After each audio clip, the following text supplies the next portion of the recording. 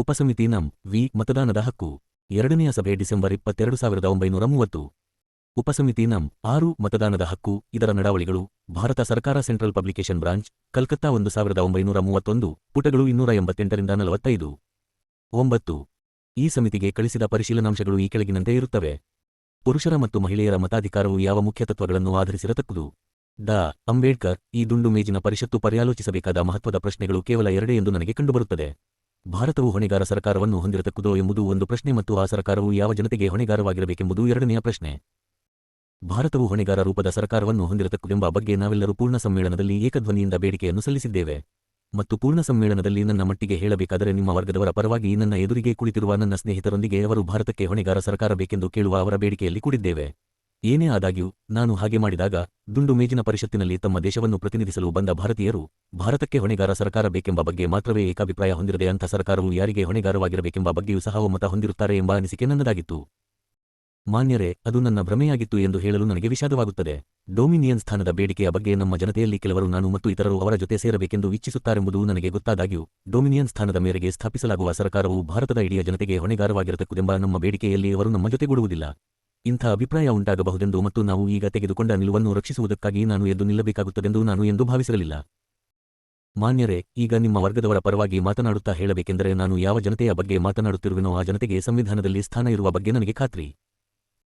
ಡಾ. ಬಾಬಾಸಾಹೇಬ್ ಅಂಬೇಡ್ಕರ್ ಅವರ ಸಮಗ್ರ ಬರೆಹಗಳು ಭಾಷಣಗಳು, ಸಂಪುಟ -2. ಎನ್ನಿಸದ ಹೊರತು ಹೊಣೆಗಾರ ಸರ್ಕಾರಕ್ಕಾಗಲಿ ಅಥವಾ ಡೊಮಿನಿಯನ್ ಸ್ಥಾನಕ್ಕಾಗಲಿ ಪ್ರಾಮಾಣಿಕವಾಗಿ ನಾನು ಸಮ್ಮತಿಸಲಾರನು. ಆ ಸಂಗತಿಯನ್ನು ನಾನು ನನ್ನ ಎಲ್ಲ ಸ್ನೇಹಿತರಿಗೆ ಸ್ಪಷ್ಟಪಡಿಸಲೇಬೇಕು. ಹಲವು ಸ್ನೇಹಿತರು ವಯಸ್ಕ ಮತದಾನದ ಪ್ರಸ್ತಾವಕ್ಕೆ ತಕರಾರು ಮಾಡಿರುವುದರಿಂದ ಅದರ ವಿರುದ್ಧವಾಗಿ ಮಾಡಲಾಗಿರುವ ವಾದದ ಬಗ್ಗೆ ವಿವರಿಸಲು ನಾನು ಸೂಚಿಸುತ್ತೇನೆ. ಈ ದೇಶದಲ್ಲಿ ಅನುಸರಿಸಲಾದ ಪೂರ್ವ ದೃಷ್ಟಾಂತವನ್ನು ಅಂದರೆ ಮತದಾನವನ್ನು ಹಂತ ಹಂತವಾಗಿ ಅನುಷ್ಠಾನಕ್ಕೆ ತರಬೇಕೆಂಬುದು ಮುಂದಿಡಲಾಗಿರುವ ವಾದಗಳಲ್ಲೊಂದಾಗಿದೆ. ಈ ದೇಶದಲ್ಲಿ 1832 ರಿಂದ 1918 ರವರೆಗೆ ಅಳವಡಿಸಿಕೊಳ್ಳಲಾದ ಹಂತಗಳನ್ನು ನಾವು ಅನುಸರಿಸಬೇಕೆಂದು ಸೂಚಿಸಲಾಗಿದೆ. ಈ ದೇಶದಲ್ಲಿ ಮತದಾನ ಪದ್ಧತಿಯ ರಾಜಕೀಯ ಇತಿಹಾಸದ ಆಧಾರದ ಮೇಲೆ ತಮ್ಮ ವಾದವನ್ನು ಮಂಡಿಸುವವರು 1832 ರಿಂದ ಮುಂದೆ ಜನತೆಗೆ ಮತದಾನದ ಹಕ್ಕನ್ನು ಕೊಡುವಲ್ಲಿ ಬ್ರಿಟಿಷರು ತೆಗೆದುಕೊಂಡ ಕ್ರಮಗಳನ್ನು ರೂಪಿಸುವಲ್ಲಿ ಇಂಗ್ಲಿಷರು ಒಂದು ತಾತ್ವಿಕ ಕಾರ್ಯಯೋಜನೆ ಇಟ್ಟುಕೊಂಡಿದ್ದರೆಂದು ಮತ್ತು 1832 ರಲ್ಲಿ ಪರಿಮಿತ ಜನತೆಗೆ ಮಾತ್ರವೇ ಮತದಾನದ ಹಕ್ಕನ್ನು ಕೊಡಬೇಕೆಂದು ಮೊದಲೇ ನಿರ್ಣಯಿಸಿದ್ದರೆಂದು, ಇಲ್ಲದೆ ಹೋದರೆ ಅದು ತಾತ್ವಿಕವಾಗಿ ತಪ್ಪಾಗುತ್ತದೆ ಎಂದು ಭಾವಿಸಿದಂತೆ ಕಂಡುಬರುತ್ತದೆ. ಅವರು ಮುಂದಿನ ಕ್ರಮವನ್ನು ಕೇವಲ 1867 ರಲ್ಲಿ ತೆಗೆದುಕೊಳ್ಳಬೇಕೇ ಹೊರತು 1866 ರಲ್ಲಿ ಅಲ್ಲ. ಅವರು ಮುಂದಿನ ಕ್ರಮವನ್ನು 1884 ರಲ್ಲಿ ತೆಗೆದುಕೊಳ್ಳಬೇಕೇ ಹೊರತು 1867 ರಲ್ಲಿ ಅಲ್ಲ. ಈ ವಾದವನ್ನು ಮುಂದಿಡುವವರು ಈ ಸಂಗತಿಯ ಹಿಂದೆ ಯಾವುದೇ ತಾತ್ವಿಕ ನಂಬಿಕೆ ಇತ್ತೆಂದು ನಂಬುವರೋ ಇಲ್ಲವೋ ನನಗೆ ಗೊತ್ತಿಲ್ಲ. ಈ ಸಂಗತಿಯ ಮೇಲೆ ತಮ್ಮ ವಾದವನ್ನು ಆಧರಿಸುವ ನನ್ನ ಸ್ನೇಹಿತರಿಗೆ ನಾನು ಹೇಳಬಯಸುವುದೇನೆಂದರೆ, ನೀವು ಇಂಗ್ಲೆಂಡಿನ ರಾಜಕೀಯ ಇತಿಹಾಸವನ್ನು ಓದಿದರೆ ಬ್ರಿಟಿಷ್ ಜನತೆ ತೆಗೆದುಕೊಂಡ ಕ್ರಮಗಳನ್ನು ನಿರ್ಧರಿಸುವಲ್ಲಿ ಯಾವುದೇ ತಾತ್ವಿಕ ನಂಬಿಕೆ ಇರಲಿಲ್ಲ ಎಂಬುದನ್ನಷ್ಟೇ ಅಲ್ಲದೆ ಮತಾಧಿಕಾರದ ಪ್ರಶ್ನೆಯನ್ನು ಈ ದೇಶದಲ್ಲಿ ಕೇವಲ ಪಕ್ಷದ ರಾಜಕೀಯದ ವಿಷಯವನ್ನಾಗಿ ತಿಳಿದುಕೊಂಡರೆಂಬುದು ಕಂಡುಬರುತ್ತದೆ. ಪ್ರತಿಪಕ್ಷವು ಮತಾಧಿಕಾರವನ್ನು ವಿಸ್ತರಿಸಲು ಪ್ರಯತ್ನಪಟ್ಟಿತು, ಏಕೆಂದರೆ ಅದು ರಾಜಕೀಯ ಘೋಷಣೆಯಾಗಿ ಪಕ್ಷದ ಪ್ರಭಾವವನ್ನು ಬೆಳೆಸುತ್ತದೆ ಮತ್ತು ವೃದ್ಧಿಗೊಳಿಸುತ್ತದೆ ಎಂದು ಎಲ್ಲ ಪಕ್ಷಗಳು ಭಾವಿಸಿದ್ದವು. ಆ ವಾದವನ್ನು ಮುಂದಿಟ್ಟ ನನ್ನ ಸ್ನೇಹಿತರಿಗೆ ಅದು ಒಂದು ಹೊಸ ಸಮಾಚಾರ ಆಗಬಹುದು ಮತ್ತು ಯಾವಾಗಲೂ ಅದನ್ನು ಅವರು ತನ್ನ ಸಮಾಧಾನಕ್ಕಾಗಿಯಾದರೂ ಉಪಯೋಗಿಸಿಕೊಳ್ಳುತ್ತಾರೆ. ನಮ್ಮ ಮಾರ್ಗದಲ್ಲಿ ಎದುರಿಸಲು ಅಸಾಧ್ಯವಾದ ಅಡ್ಡಿಯನ್ನುಂಟು ಮಾಡಿದನೆಂದು ಅವರು ಸಮಾಧಾನಪಟ್ಟುಕೊಳ್ಳುತ್ತಾರೆ. ಇಂಗ್ಲೆಂಡಿನ ಜನತೆಗೆ ರಾಜಕೀಯ ಮತಾಧಿಕಾರ ನೀಡುವಲ್ಲಿ ತೆಗೆದುಕೊಂಡ ಅತಿ ದೊಡ್ಡ ಕ್ರಮವನ್ನು ಈ ದೇಶದಲ್ಲಿನ ಕನ್ಸರ್ವೇಟಿವ್ ಸರ್ಕಾರ ತೆಗೆದುಕೊಂಡಿತೇ ಹೊರತು ಲಿಬರಲ್ ಅಥವಾ ರಾಡಿಕಲ್ಸ್ ಪಕ್ಷದವರಲ್ಲ ಎಂಬುದನ್ನು ಕಂಡುಕೊಳ್ಳುವುದು ಸಂತೋಷದ ವಿಷಯ. ನನ್ನ ಸ್ನೇಹಿತರಿಗೆ ತೋರಿಸಬಯಸುವ ಎರಡನೆಯ ವಿಷಯ ಇದು. ಆ ದೇಶಗಳಲ್ಲಿ ಮತಾಧಿಕಾರವು ಪರಿಮಿತವಾಗಿರುವುದರಿಂದ ಮತ್ತು ಆ ಕಾರಣದಿಂದಾಗಿ ಅಂಥ ಮತಾಧಿಕಾರ ಮತ್ತು ಅಂಥ ಮತಾಧಿಕಾರವು ರಚಿಸಿದ ಸರ್ಕಾರವು ಉತ್ತಮವೆಂದು ಮತ್ತು ಆ ಸರ್ಕಾರದ ಉದ್ದೇಶವು ಜನತೆಯ ಕಲ್ಯಾಣ ಮತ್ತು ಶ್ರೀಸಾಮಾನ್ಯನ ಏಳಿಗೆಯಾಗಿದೆ ಎಂದು ಹೇಳಲು ಅವರು ನಿಜವಾಗಿಯೂ ಬಯಸುತ್ತಾರೋ? ಆ ಎರಡನೆಯ ಸಭೆ ಸಂಗತಿಯ ಆಧಾರದಿಂದ ಅವರು ಈ ಊಹೆಯನ್ನು ಮಾಡಲು ಇಚ್ಛಿಸುತ್ತಾರೋ? ಮತಾಧಿಕಾರ ಪರಿಮಿತವಾಗಿರುವುದರಿಂದ ಅಲ್ಲಿ ಯಾವ ತೊಂದರೆಯೂ ಇಲ್ಲವೆಂದು ಈ ದೇಶದಲ್ಲಿನ ಪ್ರತಿಯೊಬ್ಬನು ಸಂತುಷ್ಟನಾಗಿರುವನೆನ್ನುವರೋ? ಅದು ನಿಜವಾದ ಪರಿಸ್ಥಿತಿಯಲ್ಲ. ಲಾರ್ಡ್ ರಾಷ್ಟ್ರಬೇರಿ ಅವರ ಜೀವನ ಚರಿತ್ರೆಯನ್ನು ಮತ್ತು ಇಂಗ್ಲೆಂಡಿನ ಸಾಮಾಜಿಕ ಮತ್ತು ರಾಜಕೀಯ ಇತಿಹಾಸವನ್ನು ಓದುವ ತೊಂದರೆ ತೆಗೆದುಕೊಂಡರೆ ಸುಧಾರಣೆ ಕಾಣದ ಸಂಸತ್ತು ಯಾರಿಗೂ ಒಳ್ಳೆಯದನ್ನು ಮಾಡಲಿಲ್ಲ ಅನ್ನುವುದನ್ನು ಅವರು ಖಚಿತವಾಗಿ ಕಂಡುಕೊಳ್ಳುತ್ತಾರೆ. ಮೂರನೆಯದಾಗಿ ನನ್ನ ಸ್ನೇಹಿತರಿಗೆ ನಾನು ಹೇಳಬಯಸುವುದೆಂದರೆ, ಅವರು ತಾವು ಹೇಳಿದ್ದರ ಬಗ್ಗೆ ಗಂಭೀರ ಭಾವನೆ ಕಳೆದಿದ್ದರೆ ಅಥವಾ ಅವರು ತಾವು ಹೇಳುವುದನ್ನು ನಿಜವಾಗಿಯೂ ನಂಬಿದ್ದರೆ ಅಂದರೆ ಭಾರತದ ಜನತೆಗೆ ವಯಸ್ಕ ಮತಾಧಿಕಾರ ಕೊಡಬಾರದು. ಏಕೆಂದರೆ ಅದಕ್ಕೆ ಅವರು ತಕ್ಕವರಲ್ಲ ಎಂದರೆ ಅವರಿಗೆ ಈಗ ಉಳಿದಿರುವ ಒಂದೇ ಮಾರ್ಗ ಅವರು ತಿರುಗಿ ಭಾರತಕ್ಕೆ ಹೋಗುವುದು ಮತ್ತು ಅವರು ಡೊಮಿನಿಯನ್ ಸ್ಥಾನವನ್ನಾಗಲಿ ಅಥವಾ ಹೊಣೆಗಾರ ಸರ್ಕಾರವನ್ನಾಗಲಿ ಕೇಳದೇ ಇರುವುದು. ಏಕೆಂದರೆ ನಿಜವಾಗಿಯೂ ಭಾರತದ ಜನತೆಯು ಮತಾಧಿಕಾರವನ್ನು ಚಲಾಯಿಸಲು ತಕ್ಕವರಲ್ಲಿ ಮತ್ತು ಸರ್ಕಾರದ ಹೊಣೆಯನ್ನು ತಾವೇ ವಹಿಸಲು ಸಮರ್ಥರಲ್ಲ ಎಂಬುದು ಈ ಸಭ್ಯ ಗೃಹಸ್ಥರ ಅಭಿಪ್ರಾಯವಾಗಿದ್ದು, ಅವರು ಯಾರ ಹೆಸರಿನಲ್ಲಿ ಹೊಣೆಗಾರ ಸರ್ಕಾರವನ್ನು ಕೇಳುತ್ತಾರೆ ಎಂಬುದು ನನಗೆ ತಿಳಿಯದಾಗಿದೆ. ಅದು ಈ ವರ್ಗದವರಿಗಾಗಿಯೇ? ಅದು ತನಗಾಗಿಯೇ? ಅದು ಯಾರ ಸಲುವಾಗಿ? ನಾನು ತಿಳಿದುಕೊಂಡಂತೆ ಹೊಣೆಗಾರ ಸರ್ಕಾರದ ಮತ್ತು ಡೊಮಿನಿಯನ್ ಸ್ಟೇಟಸ್ ಪರವಾಗಿ ಮಾಡಬಹುದಾದ ಒಂದೇ ವಾದವೆಂದರೆ ಭಾರತದ ಜನತೆ ಸರ್ಕಾರದ ಹೊಣೆಗಾರಿಕೆಯನ್ನು ನಿರ್ವಹಿಸಲು ಸಮರ್ಥರಿರುತ್ತಾರೆ ಎಂಬ ಪೂರ್ವಭಾವನೆಯು ಅಂಥ ವಾದಕ್ಕೆ ಆಧಾರವಾಗಿರಬೇಕು. ಭಾರತದ ಜನತೆ ಆ ಹೊಣೆಗಾರಿಕೆಯನ್ನು ನಿರ್ವಹಿಸಲು ಸಮರ್ಥರಿರುತ್ತಾರೆ ಎಂದು ನಂಬಲು ನನ್ನ ಸ್ನೇಹಿತರು ಸಿದ್ಧರಿರದಿದ್ದರೆ ಆಗ ಭಾರತದ ಜನತೆಗೆ ಡೊಮಿನಿಯನ್ ಸ್ಥಾನವೂ ಸಲ್ಲ ಮತ್ತು ಹೊಣೆಗಾರಿಕೆಯೂ ಸಲ್ಲ ಎಂಬ ನಿರ್ಣಯಕ್ಕೆ ಬರಬೇಕಾಗುತ್ತದೆ. ಮಂಡಿಸಲಾದ ಎರಡನೆಯ ವಾದವೆಂದರೆ ವಯಸ್ಕ ಮತಾಧಿಕಾರ ಆದರ್ಶ ಬರಬೇಕಾಗುತ್ತದೆ. ಮಂಡಿಸಲಾದ ಎರಡನೆಯ ವಾದವೆಂದರೆ ವಯಸ್ಕ ಮತಾಧಿಕಾರ ಆದರ್ಶವಾದುದು. ಆದಾಗ್ಯೂ ಅದನ್ನು ಈಗ ಸದ್ಯ ಜಾರಿಯಲ್ಲಿ ತರಲು ಸಾಧ್ಯವಿಲ್ಲ, ಏಕೆಂದರೆ ಅದನ್ನು ಪರಿಣಾಮಕಾರಿಯಾಗಿ ಜಾರಿಯಲ್ಲಿ ತರುವಂಥ ವ್ಯವಸ್ಥೆ ನಮ್ಮಲ್ಲಿ ಇಲ್ಲ. ಆ ವಾದದ ಬಗ್ಗೆ ನನಗೆ ಸಂಪೂರ್ಣ ಸಹಾನುಭೂತಿ ಇರುತ್ತದೆ. ಆದರೆ ಆ ವಾದಕ್ಕೆ ಮಾಡಲಾದ ಎದುರುವಾದದಲ್ಲಿಯೂ ಪರ್ಯಾಲೋಚಿಸಬೇಕಾದ ಹಲವು ಅಂಶಗಳು ಇರುತ್ತವೆ. ನಿಜವಾಗಿ ಮತಾಧಿಕಾರ ಅಂದರೆ ಏನು ಎಂಬುದನ್ನು ನಾವು ಮೊದಲು ತಿಳಿದುಕೊಳ್ಳೋಣ. ನಿಜವಾಗಿಯೂ ಮತಾಧಿಕಾರವೆಂದರೆ ಕೇವಲ ಮತಪೆಟ್ಟಿಗೆಯ ವಿಷಯ ಮಾತ್ರವೇ ಅಲ್ಲ ಮತ್ತು ಮತಗಟ್ಟೆಗಳ ವಿಷಯವಲ್ಲ ಮತ್ತು ಅಲ್ಲಿ ಪೋಲಿಂಗ್ ಅಧಿಕಾರಗಳನ್ನು ನೇಮಿಸುವುದೂ ಅಲ್ಲ. ಮತಾಧಿಕಾರವೆಂದರೆ ಅದಕ್ಕೂ ಮಿಗಿಲಾದ ಜೀವಾಳದ ವಿಚಾರ. ಮಾನ್ಯರೇ, ಈಗ ನಾನು ತಿಳಿದುಕೊಂಡಂತೆ ಮತ್ತು ನನ್ನ ದೃಷ್ಟಿಯಲ್ಲಿ ಮತ ಮತ್ತು ಮತಾಧಿಕಾರವೆಂದರೆ ಆತ್ಮರಕ್ಷಣೆಯ ಹಕ್ಕೆ ಹೊರತು ಬೇರೆ ಏನೂ ಅಲ್ಲ. ಅದರ ಅರ್ಥ ಜನತೆಯ ಬದುಕು, ಸ್ವಾತಂತ್ರ್ಯ ಮತ್ತು ಸ್ವತ್ತಿನ ಮೇಲೆ ಪರಿಣಾಮ ಬೀರುವ ಕಾನೂನನ್ನು ರಚಿಸಲು ಸಾಕಷ್ಟು ಅಧಿಕಾರವಿರುವ ಶಾಸನಸಭೆಯನ್ನು ಸೃಷ್ಟಿಸುವುದು ಎಂಬುದು. ನಿಜವಾಗಿಯೂ ಅಂಥ ಸ್ಥಿತಿಯು ಉಂಟಾಗಬಹುದಾದರೆ ಇಂಥ ಮಹತ್ವದ ವಿಷಯಗಳಿಗೆ ಸಂಬಂಧಿಸಿದಂತೆ ಡಾ. ಬಾಬಾಸಾಹೇಬ್ ಅಂಬೇಡ್ಕರ್ ಅವರ ಸಮಗ್ರ ಬರೆಹಗಳು ಭಾಷಣಗಳು ಸಂಪುಟ -2 ನಿಮ್ಮ ಬದುಕಿನ ಮೇಲೆ ಪರಿಣಾಮ ಬೀರುವಂಥ ಅಧಿಕಾರವನ್ನು ನಿಮ್ಮ ಶಾಸನಸಭೆಯು ಹೊಂದುವುದಾದರೆ ಆಗ ಅಂಥ ಶಾಸನಸಭೆಗೆ ಅಧೀನವಾಗುವ ಪ್ರತಿಯೊಬ್ಬ ವ್ಯಕ್ತಿಯು ಅಂಥ ಸಂದರ್ಭಗಳಲ್ಲಿ ತನ್ನ ಸ್ವಾತಂತ್ರ್ಯದ ಮೇಲೆ ಆಕ್ರಮಣ ಮಾಡಬಹುದಾದ, ತನ್ನ ಬದುಕಿನ ಮೇಲೆ ಮತ್ತು ಸ್ವತ್ತಿನ ಆಕ್ರಮಣ ಮಾಡಬಹುದಾದ ಕಾನೂನುಗಳ ವಿರುದ್ಧ ತನ್ನನ್ನು ರಕ್ಷಿಸಿಕೊಳ್ಳಬಹುದಾದ ಅಧಿಕಾರ ಹೊಂದಿರಬೇಕು. ಅದು ಮತಪೆಟ್ಟಿಗೆಯ ಪ್ರಶ್ನೆಯಷ್ಟೇ ಅಲ್ಲ. ಇದನ್ನು ನಾನು ಬೇರೆ ರೀತಿಯಲ್ಲಿ ಹೇಳಬಹುದೇ? ನಾನು ಮತಾಧಿಕಾರದ ಅರ್ಥವನ್ನು ತಿಳಿದುಕೊಂಡಿದ್ದರೆ ಅದು ಸಮಾಜದಲ್ಲಿ ಕೂಡಿ ಬಾಳುವ ಷರತ್ತುಗಳನ್ನು ನಿಮಯಗೊಳಿಸುವ ಹಕ್ಕು ಎಂದು ಎಂದುಕೊಂಡಿದ್ದೇನೆ. ಅದೇ ಮತಾಧಿಕಾರದ ಸತ್ವ. ಒಬ್ಬನಿಗೆ ನೀವು ಮತಾಧಿಕಾರವನ್ನು ಕೊಟ್ಟರೆ ಅದರ ಅರ್ಥವೆಂದರೆ ನೀವು ಅವನಿಗೆ ತಾನು ಸಮಾಜದಲ್ಲಿನ ಇತರ ವ್ಯಕ್ತಿಗಳೊಡನೆ ಅವನು ಬದುಕಬೇಕಾದ ಷರತ್ತುಗಳನ್ನು ನಿಮಯಗೊಳಿಸುವ ಅಧಿಕಾರವನ್ನು ಕೊಟ್ಟಂತಾಗುತ್ತದೆ. ಈಗ ಮತಾಧಿಕಾರದ ಅರ್ಥವು ಅದಾದರೆ ನಿಜವಾಗಿಯೂ ಉಚ್ಚ ವರ್ಗದವರಿಗೆ, ಅವರನ್ನು ನಾವು ಕರೆಯುವಂತೆ ಪ್ರಾಜ್ಞರಿಗೆ ಅಥವಾ ಆಸ್ತಿಯುಳ್ಳವರಿಗೆ ನೀವು ಕೂಡಿ ಬದುಕುವುದರ ಷರತ್ತುಗಳನ್ನು ಜಾರಿಗೊಳಿಸುವ ಅಧಿಕಾರವನ್ನು ಕೊಟ್ಟು ಅವರ ದಯೆಯಲ್ಲಿ ಬದುಕುವಂತೆ ನಿನ್ನ ವರ್ಗಗಳವರನ್ನು ಮಾಡಬಾರದು. ಕೂಡಿಬಾಳುವ ಷರತ್ತುಗಳ ಮೇಲೆ ಕಾರ್ಮಿಕನೊಂದಿಗೆ ಹೇಗೆ ಬದುಕಬೇಕೆಂಬುದನ್ನು ವಿಧಿಸುವ ಅಧಿಕಾರ ಬಂಡವಾಳಶಾಹಿಗೆ ಇರಬಹುದಾದರೆ, ಅವನಿಗೂ ಒಂದು ಸಂವಿಧಾನ ಇರಬಹುದಾದರೆ, ಕಾರ್ಮಿಕನು ಸಹ ತಾನು ತನ್ನ ಬಂಡವಾಳಶಾಹಿ ಒಡೆಯನೊಡನೆ ಕೂಡಿ ಬಾಳುವ ಷರತ್ತುಗಳನ್ನು ಜಾರಿಗೊಳಿಸುವ ಅಧಿಕಾರವನ್ನು ಹೊಂದಿರಲೇಬೇಕು. ಅದು ಒಮ್ಮುಖದ ವ್ಯವಹಾರವಾಗಲಾರದು, ಅದು ಒಮ್ಮುಖದ ವ್ಯವಹಾರವಾಗತಕ್ಕುದಲ್ಲ. ಮತಾಧಿಕಾರವನ್ನು ಆ ಪದದ ಸರಿಯಾದ ಅರ್ಥದಲ್ಲಿ ತಿಳಿದುಕೊಂಡರೆ ಅದು ರಾಜ್ಯದಲ್ಲಿನ ಪ್ರತಿಯೊಬ್ಬ ವ್ಯಕ್ತಿಯ ಅಂತರ್ನಿಹಿತ ಹಕ್ಕು ಎಂದು ಭಾವಿಸಬೇಕಾದುದಾಗಿರುತ್ತದೆ ಎಂದು ನನಗೆ ಅನ್ನಿಸುತ್ತದೆ. ಮತಾಧಿಕಾರವು ಅದನ್ನು ಅರಿತುಕೊಳ್ಳುವ ರಾಜ್ಯದಲ್ಲಿನ ಪ್ರತಿ ಪುರುಷ ಮತ್ತು ಮಹಿಳೆಯ ಅಂತರ್ನಿಹಿತ ಹಕ್ಕು ಎಂದು ನೀವು ತಿಳಿದುಕೊಂಡರೆ ಆಗ ನೀವು ಜನತೆಯ ಅಂತರ್ನಿಹಿತ ಹಕ್ಕನ್ನು ನಿಮ್ಮ ಆಡಳಿತದ ಅನುಕೂಲತೆಯನ್ನು ಅವಲಂಬಿಸುವಂತೆ ಮಾಡಲಾರಿರಿ. ನಾವು ವಯಸ್ಕ ಮತಾಧಿಕಾರವನ್ನು ಹೊಂದಿರಬಾರದು, ಏಕೆಂದರೆ ನಮ್ಮಲ್ಲಿ ಮತಗಟ್ಟೆಗಳು ಮತ್ತು ಚುನಾವಣಾ ಅಧಿಕಾರಿಗಳು ಇರುವುದಿಲ್ಲ ಎಂದು ನನ್ನ ಸ್ನೇಹಿತರು ವಾದಿಸಿದರು. ಅವರಿಗೆ ನಾನು ನೆನಪು ಮಾಡಿಕೊಡಲು ಬಯಸುವುದೇನೆಂದರೆ, ಒಬ್ಬ ವ್ಯಕ್ತಿಯು ಅವರಿಗೆ ಅನ್ಯಾಯ ಮಾಡಿರುತ್ತಾನೆ ಎಂದು ಅವರಿಗೆ ಹೇಳಿದಾಗ ಮತ್ತು ನ್ಯಾಯವು ಅವರ ಪರವಾಗಿಯೇ ಇರುತ್ತದೆ ಎಂದು ಸಹ ತಿಳಿದಿರುವಾಗ ಮತ್ತು ಆ ಬಗ್ಗೆ ನ್ಯಾಯಾಲಯದ ಮೊರೆ ಹೋದರೆ ಜಯ ತನಗೆ ಕಟ್ಟಿಟ್ಟದ್ದೇ ಎಂಬುದು ಸ್ಪಷ್ಟವಿರುವಾಗ ಉಚ್ಚ ನ್ಯಾಯಾಲಯದಲ್ಲಿ ಸಾಕಷ್ಟು ಸಂಖ್ಯೆಯ ನ್ಯಾಯಾಧೀಶರಿಲ್ಲ. ಆದ ಕಾರಣ ನಿನಗೆ ಪರಿಹಾರ ಸಿಗಲಾರದು ಎಂದು ಹೇಳಿದರೆ ಅವರ ಪರಿಸ್ಥಿತಿ ಹೇಗೆ ಆಗುತ್ತದೆ? ಅಂಥ ಪರಿಸ್ಥಿತಿಯನ್ನು ಅವರು ಎಷ್ಟರಮಟ್ಟಿಗೆ ಒಪ್ಪುವರು? ನಿಜವಾಗಿಯೂ ಮತಾಧಿಕಾರವು ಅಂತರ್ನಿಹಿತ ಹಕ್ಕೇ ಆಗಿದ್ದರೆ ಮತ್ತು ಆ ಮತಾಧಿಕಾರವನ್ನು ಜಾರಿಯಲ್ಲಿ ತರಲು ಆಡಳಿತಾತ್ಮಕ ತೊಂದರೆಗಳಿದ್ದರೆ ಅದರ ಪರಿಹಾರವು ಆ ಮತಾಧಿಕಾರವನ್ನೇ ಹತ್ತಿಕ್ಕುವುದೂ ಅಲ್ಲ. ಆದರೆ ಅವಶ್ಯ ವ್ಯವಸ್ಥೆಯನ್ನು ಒದಗಿಸಿಕೊಡುವುದು ಅಂದರೆ ಆ ಮತಾಧಿಕಾರದ ಹಕ್ಕನ್ನು ಅನುಭವಿಸುವ ಹಕ್ಕಿದ್ದ ಪ್ರತಿಯೊಬ್ಬ ಪುರುಷ ಮತ್ತು ಮಹಿಳೆಯು ತಮ್ಮ ಹಕ್ಕನ್ನು ಚಲಾಯಿಸುವ ಅವಕಾಶ ಕೊಡುವುದೇ ಪರಿಹಾರವಾಗಿರುತ್ತದೆ. ಎರಡನೆಯ ಸಭೆ. ಮಾನ್ಯರೇ, ಮತಾಧಿಕಾರವನ್ನು ಜಾರಿಗೊಳಿಸುವಲ್ಲಿ ನಮ್ಮ ಎದುರಿಗೆ ಇಡಲಾಗಿರುವ ತೊಂದರೆಗಳು ಎರಡು ಬೇರೆ ಬೇರೆ ಕಾರಣಗಳಿಂದ ಉಂಟಾಗುತ್ತವೆ ಎಂದು ನನಗನ್ನಿಸುತ್ತದೆ. ಭಾರತದಲ್ಲಿ ಮತಕ್ಷೇತ್ರಗಳು ತುಂಬಾ ವಿಶಾಲವಾದವುಗಳಾಗಿರುತ್ತವೆ ಎಂದು ನಮಗೆ ಹೇಳಲಾಗಿದೆ ಮತ್ತು ನಿಜವಾಗಿಯೂ ಸೈಮನ್ ಸಮಿತಿಯ ವರದಿಯಲ್ಲಿ ನಾವು ಕಂಡಂತೆ ಅವು ನಂಬಲರ್ಹವಾಗದಷ್ಟು ವಿಶಾಲ ಸ್ವರೂಪದವುಗಳಾಗಿರುತ್ತವೆ. ಈಗಿರುವಂತೆ ಮತಕ್ಷೇತ್ರಗಳಲ್ಲಿನ ಮತದಾರರ ಸಂಖ್ಯೆಯನ್ನು ಹೆಚ್ಚಿಸಿದರೆ ಇಡೀ ಆಡಳಿತ ಯಂತ್ರವೇ ಕುಸಿದು ಬೀಳುತ್ತದೆ. ಈ ಸಮ್ಮೇಳನಕ್ಕೆ ನನ್ನ ವಿನಂತಿ ಹೀಗಿದೆ: ಈ ತೊಂದರೆಯನ್ನು ಸುಲಭವಾಗಿ ಪರಿಹರಿಸಬಹುದು. ಈ ತೊಂದರೆಗೆ ಮುಖ್ಯ ಕಾರಣವೆಂದರೆ ಇಂದಿನ ನಿಮ್ಮ ಲೆಜಿಸ್ಲೇಟಿವ್ ಕೌನ್ಸಿಲಿನ ರಚನೆ ಮತ್ತು ಸಂಖ್ಯಾಬಲ ಎಂದು ನನಗೆ ಕಂಡುಬರುತ್ತದೆ. ಆ ರಚನೆ ಎಷ್ಟು ಪರಿಮಿತವಾಗಿದೆ ಎಂದರೆ ಈಗಿರುವಂತೆ ಬಹು ವಿಶಾಲವಾದ ಮತಕ್ಷೇತ್ರಗಳನ್ನು ರಚಿಸದೆ ಬೇರೆ ಮಾರ್ಗವೇ ಇಲ್ಲದಾಗಿದೆ. ಅಂಕಿಗಳ ಆಧಾರದ ಮೇಲೆ ಗಮನಿಸಿದರೆ ಪ್ರಾಂತೀಯ ಶಾಸನಸಭೆಗಳಲ್ಲಿನ ಸದಸ್ಯರ ಸಂಖ್ಯೆ ಹಾಸ್ಯಾಸ್ಪದವಾಗಿದೆ ಎಂದು ನನಗೆ ಅನ್ನಿಸುತ್ತದೆ. ನಮ್ಮ ಮನಸ್ಸಿನ ಮುಂದೆ ಕೆಲಕಾಲ ಆ ಅಂಕಿಗಳು ಮೂಡಿಬರಲಿ. ಹೋಲಿಕೆ ಮಾಡಿದಾಗ ಮದ್ರಾಸ್, ಬಂಗಾಲ ಮತ್ತು ಸಂಯುಕ್ತ ಪ್ರಾಂತಗಳು ಸ್ವಲ್ಪ ಹೆಚ್ಚು ಕಡಿಮೆ ಫ್ರಾನ್ಸ್, ಗ್ರೇಟ್ ಬ್ರಿಟನ್ ಮತ್ತು ಇಟಲಿಯ ಜನಸಂಖ್ಯೆಯಷ್ಟು ಜನಸಂಖ್ಯೆಯುಳ್ಳವಾಗಿವೆ. ಮದ್ರಾಸಿನ ಲೆಜಿಸ್ಲೇಟಿವ್ ಕೌನ್ಸಿಲ್ 132 ಸದಸ್ಯರನ್ನು ಹೊಂದಿವೆ. ಬಂಗಾಲದ ಲೆಜಿಸ್ಲೇಟಿವ್ ಕೌನ್ಸಿಲ್ಲು 140 ಸದಸ್ಯರನ್ನು, ಸಂಯುಕ್ತ ಪ್ರಾಂತಗಳ ಲೆಜಿಸ್ಲೇಟಿವ್ ಕೌನ್ಸಿಲ್ಲು 123 ಸದಸ್ಯರನ್ನು ಹೊಂದಿದೆ. ಆದರೆ ಫ್ರಾನ್ಸಿನಲ್ಲಿ ಕೆಳಮನೆ ಲೋವರ್ ಚೇಂಬರ್ಸ್ ಇದ್ದು ಅದರಲ್ಲಿ 26 ಸದಸ್ಯರಿರುತ್ತಾರೆ. ಗ್ರೇಟ್ ಬ್ರಿಟನ್ನಿನಲ್ಲಿ ಸುಮಾರು 600ಕ್ಕಿಂತ ಹೆಚ್ಚಿನ ಸದಸ್ಯರಿರುತ್ತಾರೆ ಮತ್ತು ಇಟಲಿಯಲ್ಲಿ 560 ಸದಸ್ಯರಿರುತ್ತಾರೆ. ಮುಂಬೈ ಮತ್ತು ಪಂಜಾಬ್ ಪ್ರಾಂತಗಳನ್ನು ಗಮನಿಸಬೇಕು. ಅವೆರಡೂ ಜನಸಂಖ್ಯಾ ಪ್ರಮಾಣದ ಮೇಲೆ ಸರಿಸಮ ಇರುತ್ತವೆ ಎನ್ನಬೇಕಾಗುತ್ತದೆ. ಮುಂಬೈಯಲ್ಲಿ 114 ಸದಸ್ಯರಿರುತ್ತಾರೆ, ಪಂಜಾಬದಲ್ಲಿ ಕೇವಲ 94 ಜನವರಿ ಸದಸ್ಯರಿರುತ್ತಾರೆ. ಮುಂಬಯಿ ಮತ್ತು ಪಂಜಾಬ ಪ್ರಾಂತಗಳು ಸ್ಪೇನ್ ಜನಸಂಖ್ಯೆಯ ಸರಿಸಮ ಜನಸಂಖ್ಯೆಯುಳ್ಳವುಗಳು ಇರುತ್ತವೆ. ಸ್ಪೇನದ ಕೆಳಮನೆ ಲೋವರ್ ಚೇಂಬರ್ ಎಲ್ಲಿ 417 ಸದಸ್ಯರಿರುತ್ತಾರೆ. ಅದು ಬೇರೆ ವಿಚಾರ, ಅದು ಸಂವಿಧಾನದ ವಿಚಾರ. ಫ್ರಾನ್ಸದಲ್ಲಿ ಅದು ಇನ್ನೂ ಹೆಚ್ಚಿನ ಸದಸ್ಯ ಸಂಖ್ಯೆಯನ್ನು ಹೊಂದಿದ್ದು ಇನ್ನೂ ಅಸ್ತಿತ್ವದಲ್ಲಿದೆ. ಮಧ್ಯಪ್ರಾಂತವನ್ನು ಗಮನಿಸಿದರೆ ಅಲ್ಲಿಯ ಲೆಜಿಸ್ಲೇಟಿವ್ ಕೌನ್ಸಿಲ್ ಕೇವಲ 23 ಸದಸ್ಯರನ್ನು ಹೊಂದಿದೆ. ಮಧ್ಯಪ್ರಾಂತ ಯುಗೋಸ್ಲಾವಿಯಾ ದೇಶದ ಜನಸಂಖ್ಯೆಗೆ ಸರಿಸಮ ಜನಸಂಖ್ಯೆಯನ್ನು ಹೊಂದಿದೆ ಎಂದು ನನಗೆ ಕಂಡುಬಂದಿದೆ. ಯುಗೋಸ್ಲಾವಿಯಾದಲ್ಲಿ 313 ಸದಸ್ಯರಿರುತ್ತಾರೆ. ಅಸ್ಸಾಮ ರಾಜ್ಯದಲ್ಲಿ 53 ಸದಸ್ಯರಿರುತ್ತಾರೆ. ಜನಸಂಖ್ಯೆಯ ದೃಷ್ಟಿಯಲ್ಲಿ ಅದು ಪೋರ್ಚುಗಲ್ಗೆ ಸರಿಸಮ ಇದೆ. ಪೋರ್ಚುಗಲ್ನಲ್ಲಿ 146 ಸದಸ್ಯರಿರುತ್ತಾರೆ. ಈಗ ನಿಜವಾಗಿಯೂ ನೀವು ಈ ವಿಶಾಲ ಜನಸಮುದಾಯವನ್ನು 140ಕ್ಕಿಂತ ಹೆಚ್ಚಿನ ಸಂಖ್ಯೆಗೇರದ ಲೆಜಿಸ್ಲೇಟಿವ್ ಕೌನ್ಸಿಲಿನಲ್ಲಿ ಹಾಕಿ ಅದನ್ನು ಸಂಕುಚಿತಗೊಳಿಸಲು ಪ್ರಯತ್ನಿಸಿದರೆ ಅದರ ಪರಿಣಾಮವಾಗಿ ನೀವು ತುಂಬಾ ವಿಶಾಲವಾದ ಮತಕ್ಷೇತ್ರಗಳನ್ನೇ ರಚಿಸಬೇಕಾಗುತ್ತದೆ. ಶಾಸನಸಭೆಗಳ ಸದಸ್ಯರ ಸಂಖ್ಯೆಯನ್ನು ಹೆಚ್ಚಿಸಲು ನೀವು ಏಕೆ ಭಯಪಡುತ್ತೀರಿ? ಅದು ನನಗೆ ಅರ್ಥ ಆಗಲೊಲ್ಲದು. ನೀವು ಭಯಪಡದವರಾಗಿದ್ದರೆ ನೀವು ಬೇರೆ ದೇಶಗಳನ್ನು ಅನುಸರಿಸಲು ಬಯಸುತ್ತಿದ್ದರೆ. 220 ಡಾ. ಬಾಬಾಸಾಹೇಬ್ ಅಂಬೇಡ್ಕರ್ ಅವರ ಸಮಗ್ರ ಬರೆಹಗಳು ಭಾಷಣಗಳು ಸಂಪುಟ -2. ಆಗ ನೀವು ನಿಜವಾಗಿಯೂ ಮತಕ್ಷೇತ್ರಗಳ ಗಾತ್ರವನ್ನು ಕಡಿಮೆ ಮಾಡಬಲ್ಲಿರಿ ಮತ್ತು ಆ ಮೂಲಕ ವಯಸ್ಕ ಮತಾಧಿಕಾರಕ್ಕೆ ಸಂಬಂಧಿಸಿದಂತೆ ಇರುವ ಒಂದು ತೊಂದರೆಯನ್ನು ತೆಗೆದು ಹಾಕಬಲ್ಲಿರಿ. ನಮ್ಮಲ್ಲಿ ಸಾಕಷ್ಟು ಚುನಾವಣಾಧಿಕಾರಿಗಳು ಸಿಗುತ್ತಿಲ್ಲವೆಂದು ಹೇಳಲಾಗುತ್ತಿದ್ದು ಅದು ಅಂತಹ ದೊಡ್ಡ ಸಮಸ್ಯೆಯೇನೂ ಅಲ್ಲ. ಭಾರತದಲ್ಲಿನ ಕಾಲೇಜುಗಳಲ್ಲಿನ ಎಲ್ಲ ವಿದ್ಯಾರ್ಥಿಗಳನ್ನು ಚುನಾವಣಾ ಇಲಾಖೆಗೆ ಸೇರಿಸಿಕೊಂಡರೆ ಈ ತೊಂದರೆಯನ್ನು ಸುಲಭವಾಗಿ ಪರಿಹರಿಸಬಹುದು. ಎದುರಿಗಿರುವ ನನ್ನ ಹಲವು ಸ್ನೇಹಿತರು ಈ ಸೂಚನೆಗೆ ಹಾಸ್ಯ ಮಾಡುತ್ತಾರೆ.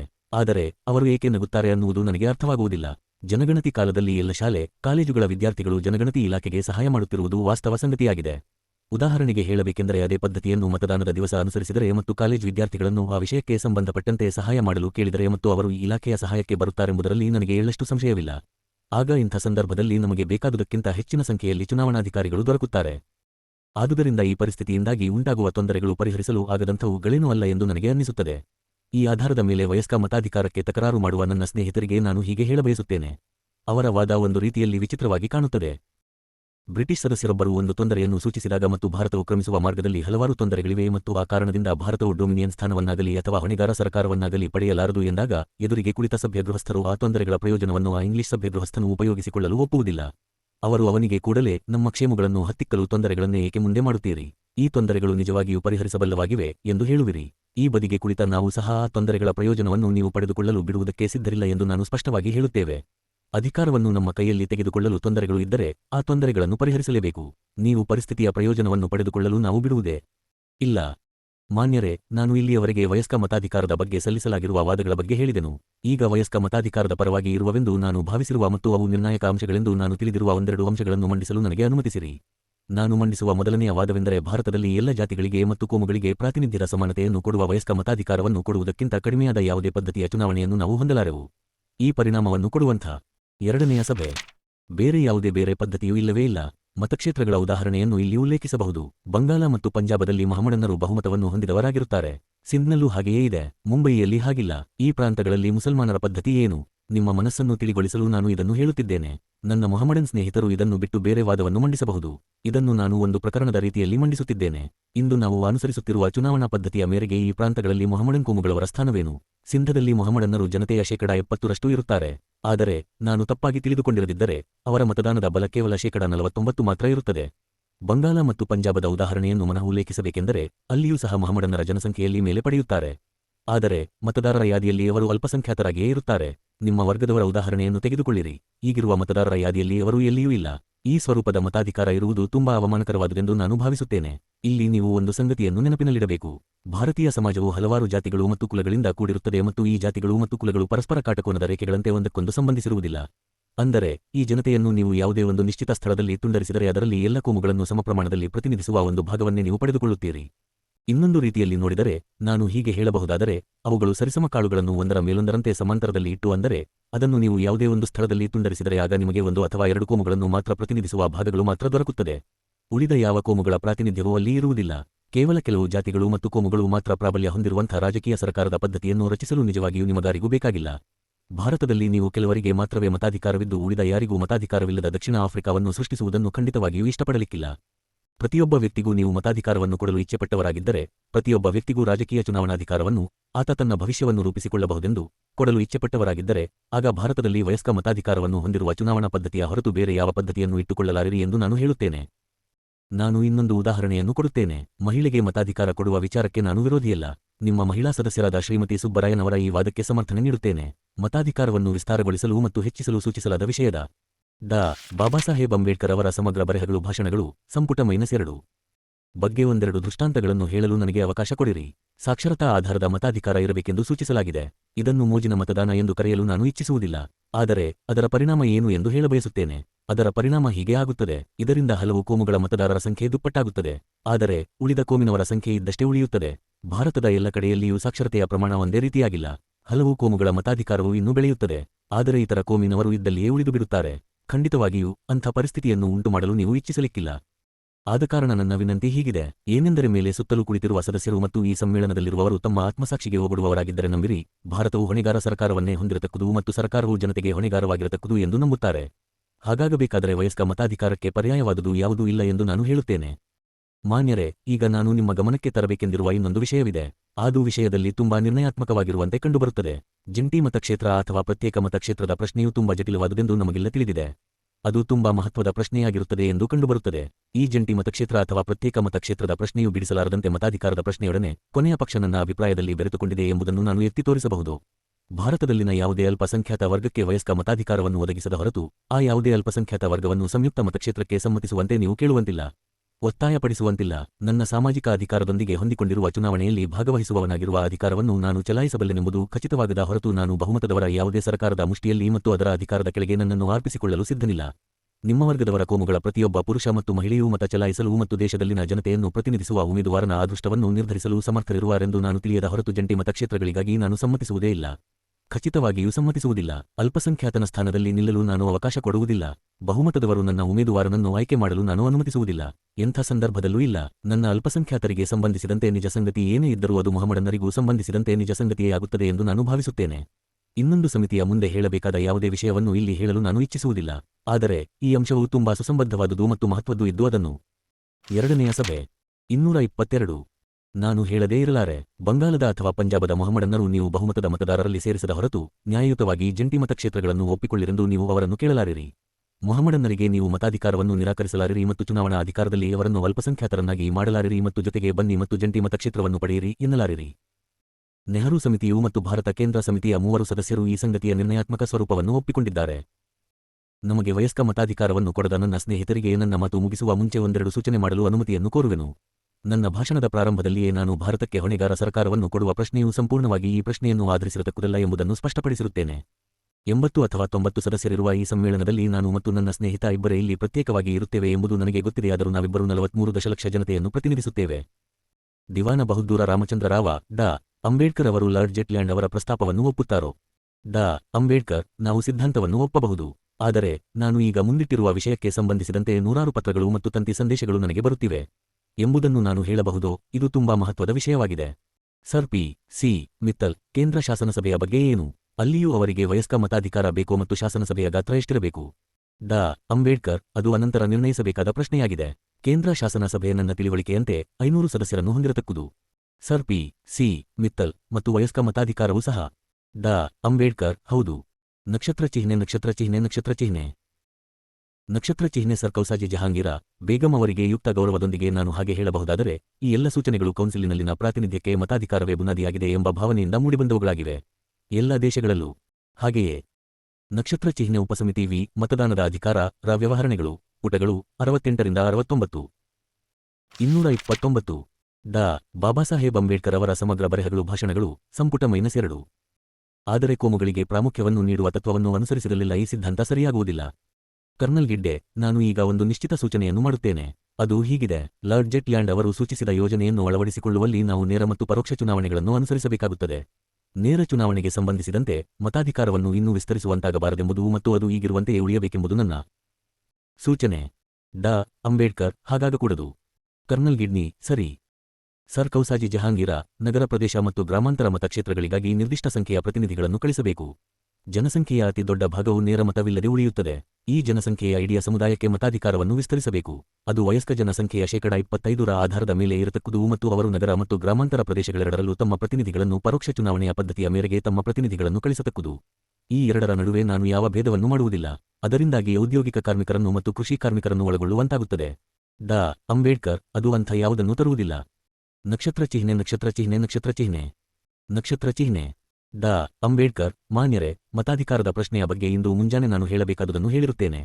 ಇಂದು ಮುಂಜಾನೆ ನಾನು ಹೇಳಿದ್ದಕ್ಕೆ ಯಾವುದೇ ವಿರೋಧ ಇಲ್ಲದಂತೆ ಮತಾಧಿಕಾರದ ಅಧಿಕಾರವನ್ನು ವಿಸ್ತರಿಸುವ ಉದ್ದೇಶದಿಂದ ಸಮಿತಿಯ ಮುಂದೆ ಇಡಲಾಗಿರುವ ಸೂಚನೆಗಳನ್ನು ನಾನು ಪರೀಕ್ಷಿಸಬಯಸುತ್ತೇನೆ.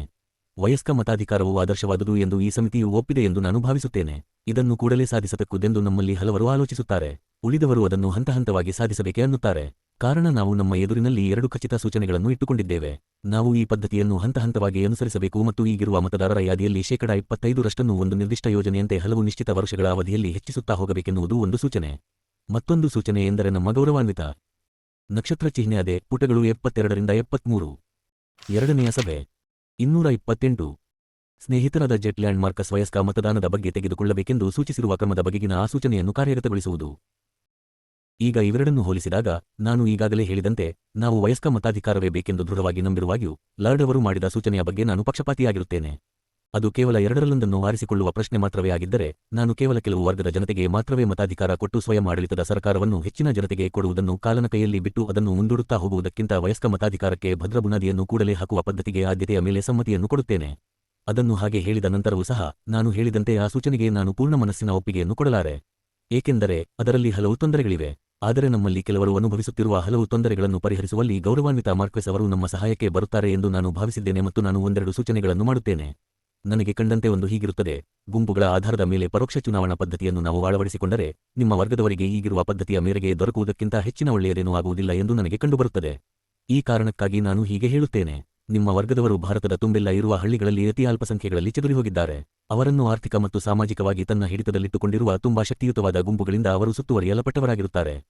ಈ ಅಪರೋಕ್ಷ ಚುನಾವಣೆಯನ್ನು ಅವರಿಗೆ ಅನ್ವಯಿಸಿದಾಗ ನಿಮ್ಮ ವರ್ಗದವರ ಮೇಲೆ ಹಳ್ಳಿಯ ಆ ಗುಂಪುಗಳವರು ಪ್ರಾಥಮಿಕ ಚುನಾವಣೆಯಲ್ಲಿ ಮತ ಚಲಾಯಿಸುವಲ್ಲಿ ಅವರ ಇಷ್ಟಾನುಸಾರದ ಅತ್ಯುತ್ತಮ ಪ್ರತಿನಿಧಿಗಳಾಗಿ ಜನರನ್ನು ಆಯ್ಕೆ ಮಾಡುವಂತೆ ಅವರ ಮೇಲೆ ಒತ್ತಾಯ ತರುವುದು ಸಾಧ್ಯವಾಗಬಹುದು ಮತ್ತು ಸಂಭವನೀಯವೂ ಹೌದು ಎಂದು ನಾನು ಭಾವಿಸುತ್ತೇನೆ. ನನಗೆ ನಿಜವಾಗಿ ಈ ಭಯವಿದೆ. ಇನ್ನೊಂದು ಭಯವೆಂದರೆ ಕಂತು ರೂಪದಲ್ಲಿ ಮತಾಧಿಕಾರದ ಹಕ್ಕನ್ನು ಚಲಾಯಿಸುವ ಪದ್ಧತಿಯನ್ನು ಈ ಪದ್ಧತಿಗೆ ಬದಲಾಗಿ ಅಳವಡಿಸಿಕೊಂಡರೆ ಅದನ್ನು ಕೇವಲ ಆಸ್ತಿವಂತರ ವರ್ಗಕ್ಕೆ ಅಥವಾ ಯಾವುದೇ ವರ್ಗಕ್ಕೆ ಮಾತ್ರ ಏಕೆ ಸೀಮಿತಗೊಳಿಸಬೇಕೆಂಬುದು ನನಗೆ ತಿಳಿಯದು. ವಯಸ್ಕ ಮತಾಧಿಕಾರವು ಈ ಪದ್ಧತಿಯ ಬುನಾದಿಯಾಗುವ ರೀತಿಯಲ್ಲಿ ಈ ಪದ್ಧತಿಯನ್ನೇ ಏಕೆ ವಿಸ್ತರಿಸಬಾರದೆಂಬ ಬಗ್ಗೆ ಯಾವ ಕಾರಣವೂ ನನಗೆ ತಿಳಿಯದು. ಒಬ್ಬ ಸದಸ್ಯರು ಅದೇ ಉದ್ದೇಶ ಡಾ. ಅಂಬೇಡ್ಕರ್ ಅದನ್ನು ಕೇಳಿ ನನಗೆ ಸಂತೋಷವಾಯಿತು. ಅದರಿಂದಾಗಿ ಪ್ರತ್ಯೇಕ ಮತಕ್ಷೇತ್ರಗಳ ವಿಷಯವು ಕ್ಲಿಷ್ಟಗೊಳ್ಳುವುದೆಂದು ಸೂಚಿಸಲಾಗಿದ್ದರೂ ಹಾಗಾದೀತೆಂದು ನಾನು ಭಾವಿಸುವುದಿಲ್ಲ. ಕಾರಣವೆಂದರೆ ಪರೋಕ್ಷ ಚುನಾವಣೆ ಇದ್ದರೂ ಇಷ್ಟಪಡುವ ಕೋಮುಗಳಿಗಾಗಿ ನೀವು ಪ್ರತ್ಯೇಕ ರಿಜಿಸ್ಟರುಗಳನ್ನು ಇಟ್ಟುಕೊಳ್ಳಬಹುದು. ಆ ಮೂಲಕ ಆ ವಿಚಾರದಲ್ಲಿ ಓವರೋ ಡಾ. ಬಾಬಾಸಾಹೇಬ್ ಅಂಬೇಡ್ಕರ್ ಅವರ ಸಮಗ್ರ ಬರೆಹಗಳು ಭಾಷಣಗಳು ಸಂಪುಟ -2 ಯಾವುದೇ ತೊಂದರೆ ಉಂಟಾಗುವುದೆಂದು ನಾನು ಭಾವಿಸುವುದಿಲ್ಲ. ಆದರೆ ನಾನು ಹೇಳುವುದೇನೆಂದರೆ ಇದು ಪ್ರಯೋಗದಲ್ಲಿ ಯಾವ ರೀತಿಯ ಕಾರ್ಯ ಮಾಡುತ್ತದೆ ಎಂಬುದನ್ನು ತಿಳಿಯದ ಹೊರತು ಅದರ ಬಗ್ಗೆ ಎಲ್ಲವನ್ನೂ ವಿವರವಾಗಿ ತಿಳಿದುಕೊಳ್ಳದ ಹೊರತು ನಾವು ಅದಕ್ಕೆ ಬೆಂಬಲ ನೀಡಲಾರೆವು.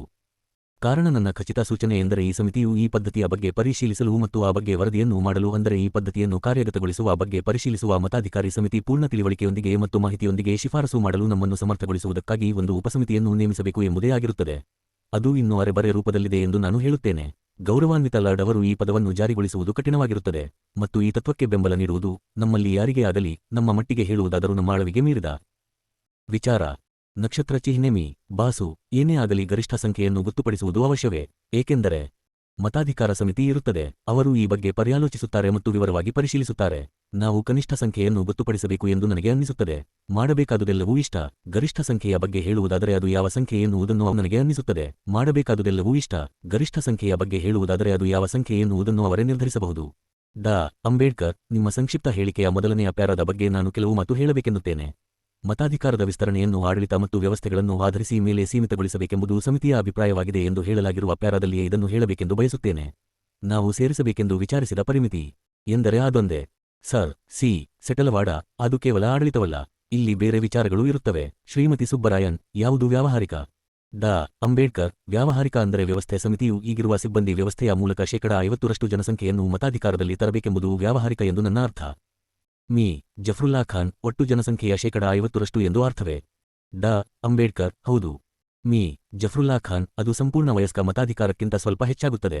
ಅಧ್ಯಕ್ಷ ನಾವು ಗರಿಷ್ಠ ಸಂಖ್ಯೆಯ ವಿಚಾರವನ್ನು ಬಿಡಬೇಕು ಎಂದು ಸೂಚಿಸಲಾಗಿದೆ. ಅದನ್ನು ವ್ಯಾವಹಾರಿಕ ಮತ್ತು ಅಪೇಕ್ಷಣೀಯ ಎಂದು ತಜ್ಞ ಸಮಿತಿಯು ನಿರ್ಣಯಿಸುವುದರ ಮೇಲೆ.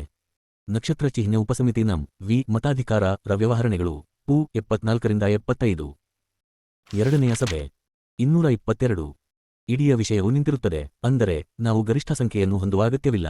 ನಾವು ಗರಿಷ್ಠ ಸಂಖ್ಯೆಯನ್ನು ಬಿಟ್ಟುಬಿಡೋಣ. ನಾನು ಅದನ್ನು ಪುನಃ ಓದಬೇಕೆಂದು ಯಾರಾದರೂ ಇಚ್ಛಿಸುತ್ತೀರಾ? ಮೀ. ಕೆ. ಟಿ.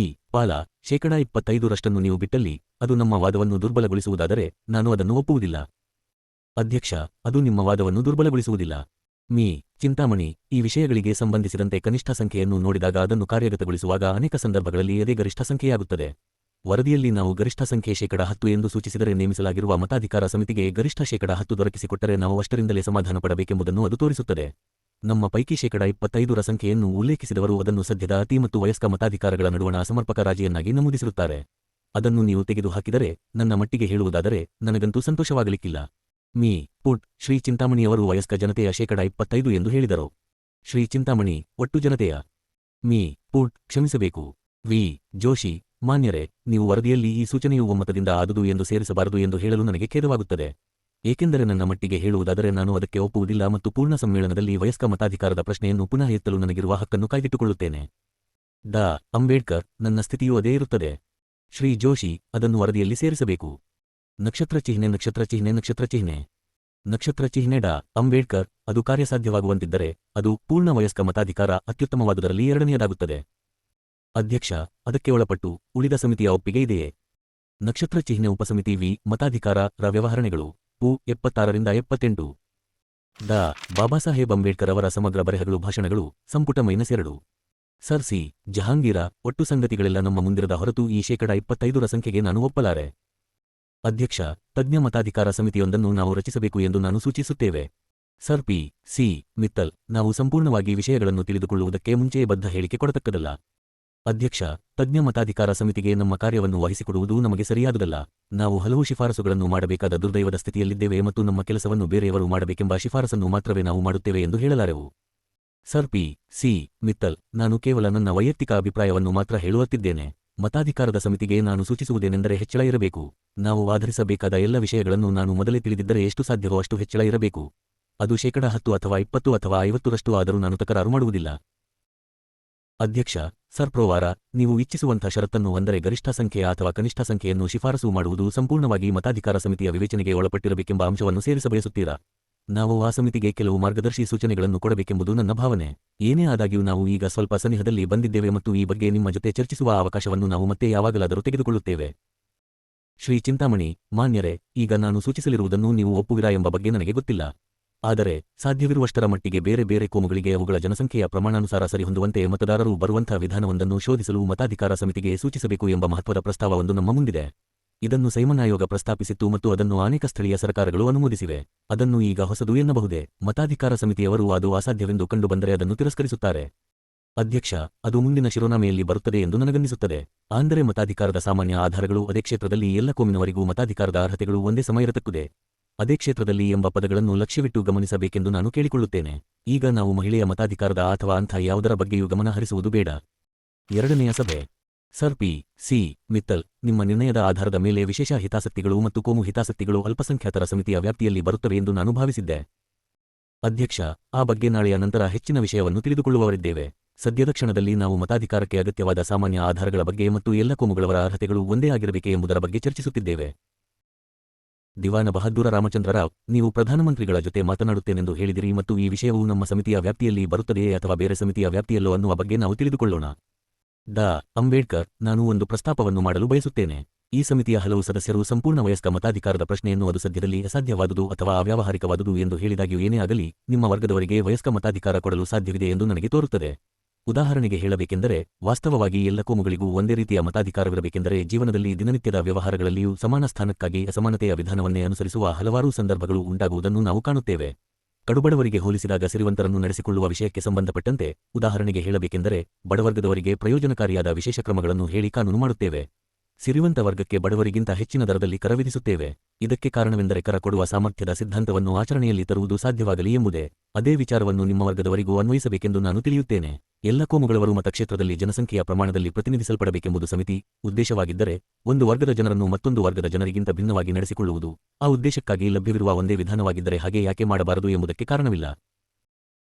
ಉದಾಹರಣೆಗೆ ಹೇಳಬೇಕೆಂದರೆ, ನಿಮ್ಮ ವರ್ಗದವರಿಗೆ ವಯಸ್ಕ ಮತಾಧಿಕಾರವನ್ನು ಅನ್ವಯಿಸಿದರೆ ಮತ್ತು ಇತರ ಕೋಮುಗಳಿಗೆ ಅದನ್ನು ಅನ್ವಯಿಸದಿದ್ದರೆ, ಲಾರ್ಡ್ ಜೆಟ್ ಲ್ಯಾಂಡ್ ಅವರು ಸೂಚಿಸಿದಂಥ ಪದ್ಧತಿಗಳು ಈ ಇತರ ಕೋಮುಗಳಲ್ಲಿರುವುದಾದರೆ, ಅದು ನೈಜವಾಗಿ ಯಾವ ವ್ಯತ್ಯಾಸವನ್ನು ಮಾಡಲಾರದು ಮತ್ತು ನಿಮ್ಮ ವರ್ಗದವರ ವಿಶಿಷ್ಟ ಸ್ಥಾನವನ್ನು ಗಮನಿಸಿದಾಗ ಮತ್ತು ಇತರ ಯಾವುದೇ ಚುನಾವಣಾ ಪದ್ಧತಿಯು ಅವರಿಗೆ ಮತಾಧಿಕಾರವನ್ನು ಕೊಡಲಾರದು ಎಂಬ ಸಾಮಾನ್ಯ ಅಭಿಪ್ರಾಯವನ್ನು ಗಮನಿಸಿದಾಗ, ಈ ವೇಳೆಯಲ್ಲಿ ವಿಧಾನಸಭೆಗೆ ನಿಲ್ಲುವ ಯಾವನೇ ಉಮೇದುವಾರನು ಅವರ ಬಗ್ಗೆ ಯಾವುದೇ ಸಹಾನುಭೂತಿಯನ್ನು ತೋರಲಾರನು ಎಂಬುದನ್ನು ಗಮನಿಸಿದಾಗ, ಪ್ರಾಂತಗಳಲ್ಲಿ ಲಭ್ಯವಿರುವ ಸಿಬ್ಬಂದಿಯ ಮೇಲೆ ಯಾವುದೇ ಹೆಚ್ಚಿನ ಭಾರವನ್ನು 740. ಡಾ. ಬಾಬಾಸಾಹೇಬ್ ಅಂಬೇಡ್ಕರ್ ಅವರ ಸಮಗ್ರ ಬರೆಹಗಳು ಭಾಷಣಗಳು ಸಂಪುಟ -2. ಅದು ಹೇರಲಾರದು ಎಂಬುದು ನನಗೆ ಕಂಡುಬರುತ್ತದೆ. ಸಮಿತಿಯು ಈ ತತ್ವವನ್ನು ನಿಮ್ಮ ವರ್ಗದವರಿಗೆ ಅನ್ವಯಿಸುವುದಕ್ಕೆ ಒಪ್ಪಿದರೆ ಅದರಿಂದಾಗಿ ಯಾವುದೇ ಹೆಚ್ಚಿನ ಹಾನಿಯಾಗಲಾರದೆಂದು ಭಾವಿಸುತ್ತೇನೆ. ಮೂರನೆಯ ಸಭೆ. 30ನೇ ಡಿಸೆಂಬರ್ 1930. ನಕ್ಷತ್ರ ಚಿಹ್ನೆ. ಅಧ್ಯಕ್ಷ, ನಾವು ಈಗ ಶೈಕ್ಷಣಿಕ ಅರ್ಹತೆಗಳ ಪ್ರಶ್ನೆಯ ಬಗ್ಗೆ ಚರ್ಚಿಸುತ್ತಿದ್ದೇವೆ. ನಾವು ಸಲ್ಲಿಸಿದ ಎರಡನೆಯ ನಿರ್ಣಯದ ಬಗ್ಗೆ ನಿಮಗೆ ನೆನಪು ಮಾಡುತ್ತೇನೆ. ಒಂದು ನಿರ್ದಿಷ್ಟ ಪ್ರದೇಶದಲ್ಲಿ ಮತಾಧಿಕಾರದ ಅರ್ಹತೆಯು ಎಲ್ಲ ಕೋಮಿನವರಿಗೂ ಒಂದೇ ಇರತಕ್ಕುದು. ಆದರೆ ತಜ್ಞ ಮತಾಧಿಕಾರ ಸಮಿತಿಯು ತಮ್ಮ ಶಿಫಾರಸುಗಳನ್ನು ಮಾಡುವಾಗ ಆದರ್ಶ ಪದ್ಧತಿಯು ಸಾಧ್ಯವಿರುವಷ್ಟರ ಮಟ್ಟಿಗೆ ಪ್ರತಿಯೊಂದು ಕೋಮಿಗೂ ಅದರ ಜನಸಂಖ್ಯೆಯ ಪ್ರಮಾಣದಲ್ಲಿರುವಂತೆ ಮತಾಧಿಕಾರದ ಬಲವನ್ನು ಕೊಡತಕ್ಕುದು ಮತ್ತು ಈ ಸಮಿತಿಯು ಇಂಥ ಪರಿಣಾಮವನ್ನು ವ್ಯಾವಹಾರಿಕವಾಗುವಷ್ಟರ ಮಟ್ಟಿಗೆ ಸಾಧಿಸಲು ಸಾಧ್ಯವಾಗುವಂತೆ ಮತಾಧಿಕಾರವನ್ನು ರೂಪಿಸಬೇಕು ಎಂದು ನಾವು ಶಿಫಾರಸು ಮಾಡುತ್ತೇವೆ. ಅದು ಪರಿಪೂರ್ಣತೆಗೆ ಮಾರ್ಗದರ್ಶನ ಎಂದು ಹೇಳಲು ಭಯವಾಗುತ್ತದೆ. ಆದರೆ ಅದೇ ವೇಳೆಯಲ್ಲಿ ಅವರಿಗೆ ಸ್ವಲ್ಪ ಸವಲತ್ತನ್ನು ತೋರಿಸುವುದರಿಂದ ಅವರು ಇದನ್ನು ಸಾಧಿಸುತ್ತಾರೆಂದು ಆಶೆಪಡಬಹುದಾಗಿದೆ. ಇದು ಸ್ವಯಂ ಸ್ಪಷ್ಟವಾಗಿದೆ. ಕಾರಣ ವಿದ್ಯಾರ್ಹತೆ ಇತ್ಯಾದಿಗಳ ಪ್ರಶ್ನೆಗಳನ್ನು ಪರ್ಯಾಲೋಚಿಸುವಲ್ಲಿ ತಜ್ಞ ಮತಾಧಿಕಾರ ಸಮಿತಿಯು ಈ ಎಲ್ಲವುಗಳನ್ನು ಗಮನದಲ್ಲಿ ತೆಗೆದುಕೊಳ್ಳಲು ಅನುಮತಿಸದ ಹೊರತು ನೀವು ಅವರ ಕಾರ್ಯವ್ಯಾಪ್ತಿಯನ್ನು ವಿಸ್ತೃತಗೊಳಿಸುವುದರ ಬದಲು ಕುಂಠಿತಗೊಳಿಸುತ್ತೀರಿ ಎಂಬುದನ್ನು ನೆನಪಿನಲ್ಲಿಡಬೇಕು. ಡಾ. ಅಂಬೇಡ್ಕರ್, ಮಾನ್ಯರೇ, ನೀವು ಓದಿದ ಮತ್ತು ಸಮಿತಿಯು ಬಂದಿದೆ ಎಂದು ಹೇಳಲಾದ ನಿರ್ಣಯಕ್ಕೆ ಸಂಬಂಧಿಸಿ ಒಂದು ಪ್ರಶ್ನೆಯನ್ನು ಕೇಳಲು ಇಚ್ಛಿಸುತ್ತೇನೆ. ಮತಾಧಿಕಾರದ ಬಗ್ಗೆ ಪರ್ಯಾಲೋಚಿಸಲು ಮತ್ತು ಮತಾಧಿಕಾರದ ಬಲವು ಆಯಾ ಕೋಮುಗಳ ಜನಬಲಕ್ಕೆ ಸಮ ಪ್ರಮಾಣದಲ್ಲಿರತಕ್ಕುದು ಎಂಬ ನಿರ್ಣಯಕ್ಕೆ ಬದಲು ವಿವಿಧ ಕೋಮುಗಳವರಿಗೆ ಬೇರೆ ಬೇರೆ ರೀತಿಯ ಮತಾಧಿಕಾರವನ್ನು ನೀಡುವ ಸ್ವಾತಂತ್ರ್ಯ ಮತಾಧಿಕಾರ ಸಮಿತಿಗೆ ಇದೆ ಎಂದು ಇದರ ಅರ್ಥವೇ? ಅಧ್ಯಕ್ಷ, ಅದು ಹಾಗೆ ಆಗುತ್ತದೆ ಎಂದು ನನಗೆ ಅನ್ನಿಸುವುದಿಲ್ಲ. ನಾವು ಮತಾಧಿಕಾರದ ಸಮಿತಿಗೆ ಮಾರ್ಗದರ್ಶನ ಮಾಡಬೇಕಾಗುತ್ತದೆ. ಅವರು ವಿವರಗಳನ್ನು ಪೂರ್ಣಗೊಳಿಸುತ್ತಾರೆ. ನಾವು ಶಿಲ್ಪಕಾರರು, ಅವರು ಗಾರೆ ಕೆಲಸಗಾರರು ಮತ್ತು ಕಟ್ಟಡ ಕಟ್ಟುವವರು. ಡಾ. ಅಂಬೇಡ್ಕರ್, ನನಗೆ ಅದು ತಿಳಿಯುತ್ತದೆ. ಆದರೆ ಆ ನಿರ್ಣಯವು ಮತಾಧಿಕಾರ ಸಮಿತಿಗೆ ಸಮಾನತೆಯನ್ನು ದೊರಕಿಸುವ ಉದ್ದೇಶದಿಂದ ಬೇರೆ ಬೇರೆ ಕೋಮುಗಳಿಗೆ ಬೇರೆ ಬೇರೆ ಮತಾಧಿಕಾರವನ್ನು ಕೊಡುವ ಸ್ವಾತಂತ್ರ್ಯವನ್ನು ಕೊಡುತ್ತದೆಯೋ ಎಂಬುದನ್ನು ನಾನು ತಿಳಿದುಕೊಳ್ಳಬೇಕಾಗಿದೆ. 742 ಡಾ. ಬಾಬಾಸಾಹೇಬ್ ಅಂಬೇಡ್ಕರ್ ಅವರ ಸಮಗ್ರ ಬರೆಹಗಳು ಭಾಷಣಗಳು, ಸಂಪುಟ -2. ಅಧ್ಯಕ್ಷ, ಇಲ್ಲ, ಯಾವುದೇ ನಿರ್ದಿಷ್ಟ ಪ್ರದೇಶದಲ್ಲಿ ಮತಾಧಿಕಾರದ ಅರ್ಹತೆಯು ಎಲ್ಲ ಕೋಮುಗಳಿಗೂ ಒಂದೇ ಇರತಕ್ಕುದು ಎಂದು ನಾವು ಶಿಫಾರಸು ಮಾಡುತ್ತೇವೆ ಎಂದು ಮೊದಲನೆಯ ವಾಕ್ಯವು ಹೇಳುತ್ತದೆ. ನಾವು ಈಗ ಶೈಕ್ಷಣಿಕ ಅರ್ಹತೆಗಳ ಬಗ್ಗೆ ಚರ್ಚೆಯನ್ನು ಮುಂದುವರೆಸೋಣ. ನಕ್ಷತ್ರ ಚಿಹ್ನೆ ಮಿ. ಜಾದವ, ಯಾವುದೇ ಲೆಜಿಸ್ಲೇಟಿವ್ ಕೌನ್ಸಿಲಿಗೆ 10 ವರ್ಷ ಹಿಂದೆ ಹೋಗಿ ಮತಾಧಿಕಾರವನ್ನು ಸಂಕುಚಿತಗೊಳಿಸಲು ಅಧಿಕಾರವಿದೆಯೇ? ಅವರಲ್ಲಿ ಹಲವರು ಹಾಗೆ ಮಾಡಲು ಪ್ರಯತ್ನಿಸಬಹುದು. ಅಧ್ಯಕ್ಷ, ಅವರ ಅಧಿಕಾರಗಳು ಅದನ್ನು ವಿಸ್ತರಿಸುವಂಥವೇ ಹೊರತು ಕಡಿಮೆಗೊಳಿಸುವಂಥವುಗಳು ಅಲ್ಲ. ಡಾ. ಅಂಬೇಡ್ಕರ್, ಇಲ್ಲಿಯವರೆಗೆ ನಾನು ಹೊಂದಿರುವ ಅಭಿಪ್ರಾಯಕ್ಕೆ ವಿರೋಧವಾಗದ ಹಾಗೆ ಈ ವಿಷಯಕ್ಕೆ ಸಂಬಂಧಿಸಿದಂತೆ ನಾನು ಒಂದು ಮಾತನ್ನು ಹೇಳಲು ಬಯಸುತ್ತೇನೆ. ನಾವು ಸೂಚಿಸಲಾಗಿರುವ ಪರ್ಯಾಯ ವ್ಯವಸ್ಥೆಗಳಿಗೆ ಹೋಲಿಸಿದಾಗ ಮಿ. ಜೋಶಿಯವರು ಹೇಳಿದ ಹಾಗೆ ಸ್ವತಃ ವಿಸ್ತೃತವಾಗುವ ಹಾಗೆ ಒಂದು ಕಾನೂನು ಇರಬೇಕು. ಇನ್ನೊಂದು ಮುಖ್ಯ ಪ್ರಸ್ತಾಪವೆಂದರೆ ಆ ವಿಷಯವನ್ನು ಶಾಸನಸಭೆಗಳ ಇಚ್ಛೆಗೆ ಬಿಟ್ಟುಕೊಡುವುದು. ಸೈಮನ್ ಆಯೋಗವು ಮಾಡಿದ ಶಿಫಾರಸುಗಳು ಎಲ್ಲಾ ದೃಷ್ಟಿಯಿಂದಲೂ ಉತ್ತಮವಾಗಿಯೂ ಮತ್ತು ಬೇಗನೆ ಒಪ್ಪಿಕೊಳ್ಳಬಹುದಾಗಿರುವಂಥವುಗಳು ಆಗಿವೆ ಎಂದು ನನಗೆ ಕಂಡುಬರುತ್ತದೆ. ನಾನು ಹೇಳಿದಂತೆ ಒಂದು ನಿರ್ದಿಷ್ಟ ಅವಧಿಯಲ್ಲಿ ಮತಾಧಿಕಾರವು ಕಾರ್ಯ ಮಾಡಿದ ರೀತಿಯು ಯಾವ ಪರಿಣಾಮ ಮಾಡಿದೆ ಎಂಬುದನ್ನು ತನಿಖೆ ಮಾಡಲು ಮತ್ತು ಬೇರೆ ಬೇರೆ ಪ್ರಾಂತಗಳಲ್ಲಿ ಎಂಥ ಅಸಮಾನತೆ ಇದೆ ಎಂಬುದನ್ನು ಕಂಡುಹಿಡಿಯಲು ಅದು ಸಮರ್ಥವಾಗುತ್ತದೆ. 10 ವರ್ಷಗಳ ಮುಕ್ತಾಯದ ನಂತರ ಎಂಥ ಆಡಳಿತಯಂತ್ರ ಅಸ್ತಿತ್ವದಲ್ಲಿದೆ ಎಂಬುದನ್ನು ಕಂಡುಹಿಡಿಯಲು ಸಮರ್ಥವಾದುದಾಗುವುದು. ಮತಾಧಿಕಾರವನ್ನು ಬದಲಾಯಿಸಬೇಕಾಗಿ ಬಂದರೆ ಆ ಪ್ರಾಧಿಕಾರವು ನಿಷ್ಪಕ್ಷಪಾತವಾದುದಾಗಿರುವುದರಿಂದ ಅದು ತುಂಬಾ ಸಮುಚಿತವಾದ ಮತ್ತು ನಾವು ಇಂದು ಸೇರಿಸುತ್ತಿರುವ ಸೀಮಿತ ಮತಾಧಿಕಾರದ ಪರಿಣಾಮವಾಗಿ ನಾವು ಆಯ್ಕೆ ಮಾಡಿ ಕಳಿಸಬಹುದಾದ ವರ್ಗ ಪ್ರಶ್ನೆ ಇದ್ದವರಿಗಿಂತ ಅದು ಜನತೆಯ ಹಕ್ಕುಗಳಿಗೆ ಸಂಬಂಧಿಸಿದಂತೆ ನ್ಯಾಯಯುತವಾದ ರೀತಿಯಲ್ಲಿ ಕೂಡಲೇ ಕ್ರಮ ಕೈಗೊಳ್ಳಲು ಸಮರ್ಥವಾದುದಾಗುತ್ತದೆ. ಈ ಎಲ್ಲ ಕಾರಣಗಳಿಂದ ಸೈಮನ್ ಆಯೋಗವು ಮಾಡಿದ ಸೂಚನೆಗಳು ಇತರ ಸೂಚನೆಗಳಿಗಿಂತ ಉತ್ತಮವಾದವುಗಳಾಗಿ ಕಂಡುಬರುತ್ತವೆ. ಸರ್ ಕೌಸಾಜಿ ಜಹಾಂಗೀರ್, ಅದನ್ನು ಯಾರು ಸ್ಥಾಪಿಸಬೇಕು? ಡಾ. ಅಂಬೇಡ್ಕರ್, ಸಂಸತ್ತು ಅಧಿನಿಯಮದಲ್ಲಿ ಲೋಕಸೇವಾ ಆಯೋಗ ಇರಬೇಕೆಂದು ಸೂಚಿಸಿರುವಂತೆ ಸಮಿತಿಯ ನೇಮಕಾತಿಯನ್ನು ಮಾಡಬೇಕೆಂದು ಸಹ ಸೂಚಿಸಬಹುದು. ಸರ್ ಕೌಸಾಜಿ ಜಹಾಂಗೀರ್, ಕೇಂದ್ರ ಸರ್ಕಾರದಿಂದಲೋ? ಡಾ. ಅಂಬೇಡ್ಕರ್, ಹೌದು. ನಕ್ಷತ್ರ ಚಿ. 3ನೆಯ ಸಭೆ. ಅಧ್ಯಕ್ಷ, ಈ ವಿಷಯದ ಮೇಲೆ ಕರಡು ವರದಿಯನ್ನು ಸಿದ್ಧಪಡಿಸಲು ನಾನು ಸಾಕಷ್ಟು ವಿಷಯ ತಿಳಿದುಕೊಂಡಿದ್ದೇನೆ ಎಂದು ಭಾವಿಸಿದ್ದೇನೆ. ಆದರೆ ನಿಮ್ಮ ಅಭಿಪ್ರಾಯ ಏನು ಎಂಬುದನ್ನು ತಿಳಿದುಕೊಳ್ಳಲು ನಾನು ಇಚ್ಛಿಸುತ್ತೇನೆ. 15 ವರ್ಷಗಳ ನಂತರ ತಜ್ಞ ಮತಾಧಿಕಾರ ಸಮಿತಿಯನ್ನು ಅಥವಾ ಇತರ ಸಮಿತಿಯನ್ನು ರಚಿಸಬೇಕೆಂದು ಇಲ್ಲಿಯೇ ಈಗಲೇ ನಾವು ಶಿಫಾರಸು ಮಾಡಬೇಕೆ? ಒಂದು ಪ್ರಾಂತವು ಮತ್ತೊಂದು ಪ್ರಾಂತಕ್ಕಿಂತ ಹೆಚ್ಚು ವಿಸ್ತೃತವಾಗಿ ಮತಾಧಿಕಾರವನ್ನು ಕೊಡಬಹುದಾದ ಸಂಭವವಿರುವ ದೃಷ್ಟಿಯಲ್ಲಿ ಇಡೀ ವಿಷಯವೇ ಕೈಮೀರಿ ಹೋಗಬಹುದಾಗಿರುವಲ್ಲಿ ಆಗ ನಾವು ಈ ವಿಷಯದ ಬಗ್ಗೆ ನೋಡಿಕೊಳ್ಳಲು, ವಿಷಯಗಳನ್ನು ಸರಿಪಡಿಸಲು, ಹೊಂದಾಣಿಕೆ ಮಾಡಲು ಯಾರನ್ನಾದರೂ ನೇಮಿಸಬಹುದೆಂಬ ಬಗ್ಗೆ ವಿಚಾರ ಮಾಡಬಹುದು, ಅಥವಾ ಆ ವಿಷಯವನ್ನು ಪ್ರಾಂತಗಳಿಗೇನೆ ಬಿಟ್ಟುಕೊಟ್ಟು ಸಮಾಧಾನ ಪಟ್ಟುಕೊಳ್ಳಬೇಕು, ಅಥವಾ ಡಾ. ಅಂಬೇಡ್ಕರರು ಸೂಚಿಸಿದ ಸಮಿತಿಯ ವಿಚಾರವನ್ನು ಅನುಸರಿಸಬೇಕು. ಅದು ಅಸ್ತಿತ್ವದಲ್ಲಿ ಬರಬೇಕೆಂದು ಅಥವಾ ಅದು ಅಸ್ತಿತ್ವದಲ್ಲಿ ಯಾವಾಗ ಬರಬೇಕೆಂದು ನಾವು ಹೇಳಬೇಕಾದ ಅವಶ್ಯಕತೆ ಇಲ್ಲ. ಆದರೆ ಅದು ಅಸ್ತಿತ್ವದಲ್ಲಿ ಬಂದಾಗ ಅದು ಕಾರ್ಯ ಮಾಡಬೇಕು. ಮಿ. ಬಾಸು, ಸಮಿತಿಯನ್ನು ನೇಮಿಸಲು ಕೇಂದ್ರ ಸರ್ಕಾರವು ಇಚ್ಛಿಸಿದ ಯಾವುದೇ ಅವಧಿಯಲ್ಲಿ ಅಧ್ಯಕ್ಷ, ಅದನ್ನು ಹೇಗೆ ನೇಮಕ ಮಾಡಬೇಕೆಂದು ನಾವು ಹೇಳುವುದಿಲ್ಲ. ಆದರೆ ಅಂಥ ಸಮಿತಿಯನ್ನು ನೇಮಕ ಮಾಡುವ ಸಂಭವದ ಬಗ್ಗೆ ನೀವು ಏನು ಹೇಳುತ್ತೀರಿ? ದಿವಾನ್ ಬಹದ್ದೂರ್ ರಾಮಚಂದ್ರ ರಾವ್, ಅಂಥ ಸಮಿತಿಯನ್ನು ಸರ್ಕಾರವೇ ರಚಿಸಬೇಕು. ಸಂಸತ್ತು ಅಂಥ ಸಮಿತಿಯನ್ನು ರಚಿಸತಕ್ಕುದಲ್ಲ. ಡಾ. ಅಂಬೇಡ್ಕರ್ರ, ಅದರಿಂದ ಯಾವ ವ್ಯತ್ಯಾಸವಾಗುವುದು? ದಿವಾನ್ ಬಹದ್ದೂರ್ ರಾಮಚಂದ್ರ ರಾವ್, ಈ ಎಲ್ಲ ವಿಷಯಗಳಲ್ಲಿ ನಾವು ಅತಿ ಹೆಚ್ಚು ಸ್ವಾತಂತ್ರ್ಯವನ್ನು ಕೊಡುತ್ತಿದ್ದೇವೆ. ಸಂಸದೀಯ ನಿಯಂತ್ರಣವನ್ನು ತೆಗೆದು ಹಾಕಬೇಕೆಂದು ನಾನು ಇಚ್ಛಿಸುತ್ತೇನೆ. ಪ್ರಸ್ತಾವ ಏನು ಎಂಬುದನ್ನು ತಿಳಿದುಕೊಳ್ಳಲು ನಾನು ಬಯಸುತ್ತೇನೆ. ಹಲವು ವರ್ಷಗಳ ನಂತರ ಎಲ್ಲ ಪ್ರಾಂತಗಳಲ್ಲಿ ಈ ವಿಷಯವನ್ನು ಪರಿಶೀಲಿಸಲು ಒಂದು ಸಮಿತಿಯನ್ನು ನೇಮಕ ಮಾಡಲು ಭಾರತ ಸರ್ಕಾರವು ಸಕ್ಷಮವಾದುದಾಗಿರುತ್ತದೆ ಎಂದು ನೀವು ಹೇಳಿದರೆ ನನ್ನ ತಕರಾರು ಏನೂ ಇಲ್ಲ. ಆದರೆ 10 ವರ್ಷಗಳ ನಂತರ ಪುನಃ ಸಂಸತ್ತು ಈ ವಿಷಯದ ಬಗ್ಗೆ ಪರಿಶೀಲನೆ ಮಾಡುವ ಪ್ರಶ್ನೆ ಬಂದರೆ ಸಂಪೂರ್ಣವಾಗಿ ಅದನ್ನು ವಿರೋಧಿಸುತ್ತೇನೆ. ಮತಾಧಿಕಾರವನ್ನು ವಿಸ್ತರಿಸುವ ಬಗ್ಗೆ ಸಮಿತಿಯನ್ನು ನೇಮಕ ಮಾಡಲು ನನ್ನ ಅಭ್ಯಂತರವಿಲ್ಲ. ಆದರೆ ಆ ಅಧಿಕಾರವನ್ನು ಸಂಪೂರ್ಣವಾಗಿ ಭಾರತ ಸರ್ಕಾರದಲ್ಲಿಯೇ ನಿಹಿತಗೊಳಿಸಬೇಕು ಮತ್ತು ಹಲವು ನಿರ್ದಿಷ್ಟ ವರ್ಷಗಳ ಒಳಗಾಗಿ ಅಥವಾ ಹಲವು ನಿರ್ದಿಷ್ಟ ವರ್ಷಗಳ ನಂತರ ಅವಶ್ಯಕತೆ ಕಂಡುಬಂದಾಗ ಅದು ಆ ಅಧಿಕಾರವನ್ನು ತನ್ನ ವಿವೇಚನೆಯಂತೆ ಚಲಾಯಿಸುವಂತದಿರಬೇಕೆಂದು ನಾನು ಇಚ್ಛಿಸುತ್ತೇನೆ. ಡಾ. ಅಂಬೇಡ್ಕರ್, ಈ ಉಪಸಮಿತಿಯ ಪ್ರಕಾರ್ಯಗಳಿಗೆ ಅದು ಹೇಗೆ ಸಂಬಂಧಪಟ್ಟಿರುತ್ತದೆ? ಈ ಸಮಿತಿಯನ್ನು ಸಂಸತ್ತು ರಚಿಸುವುದೋ ಅಥವಾ ಭಾರತ ಸರ್ಕಾರ ರಚಿಸುವುದೋ? ದಿವಾನ ಬಹದ್ದೂರ್ ರಾಮಚಂದ್ರ ರಾವ್, ನಾವು ಸಂಸತ್ತಿನಿಂದ ಭಾರತ ಸರ್ಕಾರಕ್ಕೆ ಅಧಿಕಾರವನ್ನು ವರ್ಗಾಯಿಸುತ್ತಿದ್ದೇವೆ. ಏಕೆಂದರೆ 1919ರಲ್ಲಿ ಸಂಸತ್ತಿನ ಸಮಿತಿಯ ಮುಂದೆ ಈ ಪ್ರಶ್ನೆ ಬಂದಾಗ ನಾನು ಡಾ. ಬಾಬಾಸಾಹೇಬ್ ಅಂಬೇಡ್ಕರ್ ಅವರ ಸಮಗ್ರ ಬರೆಹಗಳು ಭಾಷಣಗಳು ಸಂಪುಟ -2 ಮತ್ತು ಇನ್ನೂ ಹಲವರು ಈ ಅಧಿಕಾರವನ್ನು ಪ್ರಾಧಿಕಾರಗಳಿಗೆ ವಹಿಸಬೇಕೆಂದು ಹೇಳಿದ್ದೆವು ಮತ್ತು ಅಂಥ ಕ್ರಮವನ್ನು ತೆಗೆದುಕೊಳ್ಳಲಿಲ್ಲವಾದ್ದರಿಂದ ಈಗ ನಾವು ಮಾಡುತ್ತಿರುವಂಥ ಮತಾಧಿಕಾರಕ್ಕೆ ಸಂಬಂಧಿಸಿದ ಹಲವಾರು ತಕರಾರುಗಳನ್ನು ಒಟ್ಟಿಗೆ ಎದುರಿಸಬೇಕಾಗಿದೆ ಮತ್ತು ಆ ಬಗ್ಗೆ ಸಂಸತ್ತಿನ ಅನುಮತಿ ಬೇಕಾಗುವುದರಿಂದ ನಾವು ವಿಚಾರಣೆಯನ್ನು ಮಾಡಲಾರೆವು. ಆದ ಕಾರಣ ಆ ದಿಶೆಯಲ್ಲಿ ನಾವು ತೆಗೆದುಕೊಳ್ಳುವ ಯಾವುದೇ ಕ್ರಮವು ಭಾರತ ಸರ್ಕಾರಕ್ಕೆ ಸಂಪೂರ್ಣ ಅಧಿಕಾರ ಕೊಡುವಂತೆ ಮತ್ತು ಕೆಲವು ನಿರ್ದಿಷ್ಟ ವರ್ಷಗಳಲ್ಲಿ ಮತಾಧಿಕಾರದ ಇಡೀ ಪ್ರಶ್ನೆಯ ಬಗ್ಗೆ ನಿರ್ಣಯ ತೆಗೆದುಕೊಳ್ಳುವುದನ್ನು ಅದರ ವಿವೇಚನೆಗೆ ಬಿಟ್ಟುಕೊಡಬೇಕು ಎಂದು ನಾನು ಸೂಚಿಸುತ್ತೇನೆ. ನಾನು ನಿಜವಾಗಿಯೂ ಒತ್ತುಕೊಡಲು ಇಚ್ಛಿಸುವ ಅಂಶ ಇದೇ ಆಗಿರುತ್ತದೆ. ಅಂಬೇಡ್ಕರ್ ನನ್ನ ಮತ್ತು ನನ್ನ ಕೆಲವು ಸ್ನೇಹಿತರ ಮಟ್ಟಿಗೆ ಮಾತ್ರವೇ ಹೇಳುವುದಾದರೆ, ಉಪಸಮಿತಿಯ ಮುಂದೆ ಇಡಲಾಗುವ ಕೆಲವು ಪ್ರಸ್ತಾವಗಳ ಬಗ್ಗೆ ನಮ್ಮ ಅಸಮ್ಮತಿಯನ್ನು ದಾಖಲಿಸಬೇಕಾಗುತ್ತದೆಂಬುದು ಈಗ ಸ್ಪಷ್ಟವಾಗಿದೆ. ಹಲವಾರು ಅಂಶಗಳ ಮೇಲಿನ ನಮ್ಮ ಪ್ರಸ್ತಾವಗಳನ್ನು ಅಸಮ್ಮತಿಸುತ್ತೀರಾ ಮತ್ತು ಆ ಅಂಶಗಳನ್ನು ನಿಮ್ಮ ವರದಿಗೆ ದಯಮಾಡಿ ಸೇರಿಸುತ್ತೀರಾ ಅಥವಾ ನೀವು ನಮಗೆ ಬೇರೆ ವಿಧಾನಕ್ಕೆ ಅನುವು ಮಾಡಿಕೊಡುತ್ತೀರಾ? ಅಧ್ಯಕ್ಷ, ಇಲ್ಲಿಯವರೆಗೆ ಯಾವುದೇ ಉಪಸಮಿತಿ ಭಿನ್ನಮತದವರ ವರದಿಗಳನ್ನು ಸೇರಿಸಿರುತ್ತವೆ ಎಂದು ನನಗೆ ಅನ್ನಿಸುವುದಿಲ್ಲ. ಉಪಸಮಿತಿಯ ವರದಿ ಒಂದೇ ವರದಿಯಾಗಿದೆ ಎಂದು ನಾನು ಭಾವಿಸಿದ್ದೇನೆ. ಆದರೆ ಅದರ ಮೇಲಿನ ಪುಟದಲ್ಲಿ ಸಮ್ಮತಿಸದಿರುವವರ ಸಂಖ್ಯೆಯನ್ನು ಅವಶ್ಯವಿದ್ದಲ್ಲಿ ಅವರ ಹೆಸರುಗಳನ್ನು ಸೂಚಿಸಿದ್ದು ಕಂಡುಬರುತ್ತದೆ. ಡಾ. ಅಂಬೇಡ್ಕರ್, ನಾನು ನಿಮ್ಮ ಅನುಮತಿಯನ್ನು ಪಡೆದು ಆ ಪದ್ಧತಿಯಲ್ಲಿರುವ ಒಂದು ಅನಾನುಕೂಲತೆಯನ್ನು ಎತ್ತಿ ತೋರಿಸಬಯಸುತ್ತೇನೆ. ನಮ್ಮ ಅಸಮ್ಮತಿಯ ವ್ಯವಹರಣೆಯನ್ನು ದಾಖಲಿಸಲು ನಮಗೆ ಅನುಮತಿ ದೊರಕದಿದ್ದರೆ ನೀವು ನಮಗೆ ನಮ್ಮ ಸೂಚನೆಗಳನ್ನು ಖಚಿತವಾಗಿ ಹೇಳಲು ಅವಕಾಶವನ್ನು ಕೊಡುತ್ತಿಲ್ಲ. ನೀವು ಅನುಮತಿಸಿದರೆ ಹಾಗೆ ಖಚಿತವಾದ ಸೂಚನೆಗಳನ್ನು ಕೊಡಲು ಇಚ್ಛಿಸುತ್ತೇವೆ. ನಾವು ಒಪ್ಪುವುದಿಲ್ಲ ಎಂದು ಹೇಳುವ ನಿಷೇಧಾತ್ಮಕ ಸ್ವಾತಂತ್ರ್ಯವನ್ನು ನಮಗೆ ಕೊಡಲಾಗಿದೆ. ಅಷ್ಟೇ. ಅಧ್ಯಕ್ಷ, ನಿಮಗೆ ಉತ್ತರಿಸಲಾರೆವೆಂದು ನಾನು ಹೇಳುತ್ತಿಲ್ಲ. ನೀವು ನಮ್ಮ ತಕರಾರುಗಳನ್ನು ಸ್ಪಷ್ಟಪಡಿಸುತ್ತೀರಿ ಎಂದು ನಾನು ಭಾವಿಸಿದ್ದೇನೆ. ನಿಮಗೆ ನಿಜವಾಗಿಯೂ ಬೇಕಾಗಿರುವುದು ವಯಸ್ಕ ಮತಾಧಿಕಾರ. ನಮ್ಮ ಉಪಸಮಿತಿಯ ಹಲವು ಸದಸ್ಯರು ಇದಕ್ಕೆ ತಕರಾರು ಮಾಡಿದರು. ಏಕೆಂದರೆ ವಯಸ್ಕ ಮತಾಧಿಕಾರದ ಪದ್ಧತಿ ಮಾತ್ರವೇ ಸಮಾಧಾನಕರವಾದ ಪದ್ಧತಿ ಎಂದು ಅವರು ಭಾವಿಸಿದ್ದಾರೆ ಎಂಬುದನ್ನು ಸೂಚಿಸುವ ವಾಕ್ಯವೊಂದನ್ನು ಅಲ್ಲಿ ಸೇರಿಸಲಾಗಿದೆ ಎಂದು ನಾನು ಭಾವಿಸಿದ್ದೇನೆ. ಈ ಅಂಶವನ್ನು ಅದು ಸ್ಪಷ್ಟಪಡಿಸುತ್ತದೆ. ಡಾ. ಅಂಬೇಡ್ಕರ್, ನಾವು ಏನು ಮಾಡಬೇಕೆಂಬುದು ಆ ವರದಿಯನ್ನು ಆಧರಿಸಿದೆ. ಅಧ್ಯಕ್ಷ, ಆ ತೊಂದರೆಯನ್ನು ಅದು ಉಂಟಾಗುವವರೆಗೆ ಬಿಟ್ಟು ಬಿಡೋಣ ಮತ್ತು ಆ ನಂತರವೂ ನಾವು ನಿಮ್ಮನ್ನು ತೃಪ್ತಿಗೊಳಿಸಲಾಗದಿದ್ದರೆ ನಾವು ಹಾಗೆಯೇ ಮಾಡಬಲ್ಲೆವೆಂದು ನಾನು ಭಾವಿಸಿದ್ದೇನೆ. ನಕ್ಷತ್ರ ಚಿಹ್ನೆ ಉಪಸಮಿತಿ ನಂ. ವಿ. ಮತಾಧಿಕಾರ ರ ವ್ಯವಹರಣೆಗಳು ಪು. 147ರಿಂದ 48. 4ನೆಯ ಸಭೆ 1 ಜನವರಿ 1931. ನಕ್ಷತ್ರ ಚಿಹ್ನೆ ಕರಡು ವರದಿ ಅಂಶ 4. ಮತಾಧಿಕಾರದ ವಿಸ್ತರಣೆ ವಯಸ್ಕ ಮತಾಧಿಕಾರವೇ ಕೊನೆಯದಾಗಿ ಸಾಧಿಸಲೇಬೇಕಾದ ಗುರಿಯಾಗಿರುತ್ತದೆ ಎಂದು ಸಾಮಾನ್ಯವಾಗಿ ಅಭಿಪ್ರಾಯಪಡಲಾಗಿದ್ದಾಗ್ಯೂ ಮತಾಧಿಕಾರದ ಬುನಾದಿಯನ್ನು ಈ ಕೂಡಲೇ ವಿಸ್ತೃತಗೊಳಿಸಬೇಕು ಮತ್ತು ದೊಡ್ಡ ಪ್ರಮಾಣವು ಅಪೇಕ್ಷಣೀಯ ಎಂದು ಒಪ್ಪಲಾಗಿತ್ತು. ಸದ್ಯದ ಪರಿಸ್ಥಿತಿಯಲ್ಲಿ ಎಷ್ಟರ ಮಟ್ಟಿಗೆ ಇದು ವ್ಯಾವಹಾರಿಕವಾಗಿರುತ್ತದೆ ಎಂಬ ಬಗ್ಗೆ ಭಿನ್ನಾಭಿಪ್ರಾಯ ಇತ್ತು ಮತ್ತು ಮುಂದುವರಿಯುವಿಕೆಯ ಖಚಿತ ಪರಿಮಿತಿಯನ್ನು ನಿರ್ಧರಿಸಲು ಅವಶ್ಯವಾದ ವಿಷಯ ಸಂಗ್ರಹವು ಸಮಿತಿಗೆ ಲಭ್ಯವಿರಲಿಲ್ಲ ಎಂಬುದನ್ನು ಕಂಡುಕೊಳ್ಳಲಾಯಿತು. ಶಾಸನಬದ್ಧ ಆಯೋಗವು ಮತದಾರರ ಸಂಖ್ಯೆಯನ್ನು ಆಯಾ ಜನಸಂಖ್ಯೆಯ 10% ಹೆಚ್ಚಿಸಲು ಸೂಚಿಸಿತ್ತು. ನಮ್ಮಲ್ಲಿ ಹಲವು ಸದಸ್ಯರು 25% ಹೆಚ್ಚಿಸುವುದು ಕೂಡಲೇ ವ್ಯಾವಹಾರಿಕವಾದುದು ಎಂಬ ಅಭಿಪ್ರಾಯದವರಾಗಿದ್ದರು. ಒಟ್ಟು ಜನಸಂಖ್ಯೆಯ 10% ನಿಜವಾಗಿ ಇನ್ನೂ ಸ್ವಲ್ಪ ಹೆಚ್ಚಿನ ಸಂಖ್ಯೆಯಲ್ಲಿ, ಆದರೆ ಒಟ್ಟು ಜನಸಂಖ್ಯೆಯ 25% ಮೀರದಂತೆ ಪೂರ್ಣ ವಿಚಾರಣೆಯ ಅನಂತರ ಅದು ವ್ಯಾವಹಾರಿಕವಾದುದು ಮತ್ತು ಬಯಸಬಹುದಾದುದು ಎಂದು ಕಂಡುಬಂದರೆ ಮತದಾರರ ಸಂಖ್ಯೆಯನ್ನು ಕೂಡಲೇ ಹೆಚ್ಚಿಸಲು ಉಪಬಂಧ ಕಲ್ಪಿಸುವಂತೆ ಸೂಚಿಸಿ ತಜ್ಞ ಮತಾಧಿಕಾರ ಆಯೋಗವನ್ನು ರಚಿಸಬೇಕೆಂದು ನಾವು ಶಿಫಾರಸು ಮಾಡುತ್ತೇವೆ.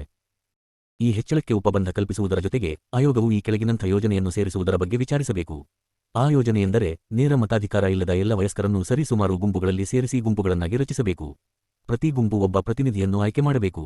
ಆ ಪ್ರತಿನಿಧಿಯ ಪ್ರಾಂತೀಯ ಚುನಾವಣೆಗಳಲ್ಲಿ ಅದೇ ಮತಕ್ಷೇತ್ರದಲ್ಲಿ ನೇರವಾಗಿ ಮತ ನೀಡಲು ಅರ್ಹರಾದವರ ಜೊತೆಗೆ ಮತ ನೀಡಬಹುದು ಅಥವಾ ಅವರಿಗಾಗಿ ರಚಿತವಾಗಿರುವ ಬೇರೆ ಮತಕ್ಷೇತ್ರದಲ್ಲಿ ಮತ ನೀಡಬಹುದು.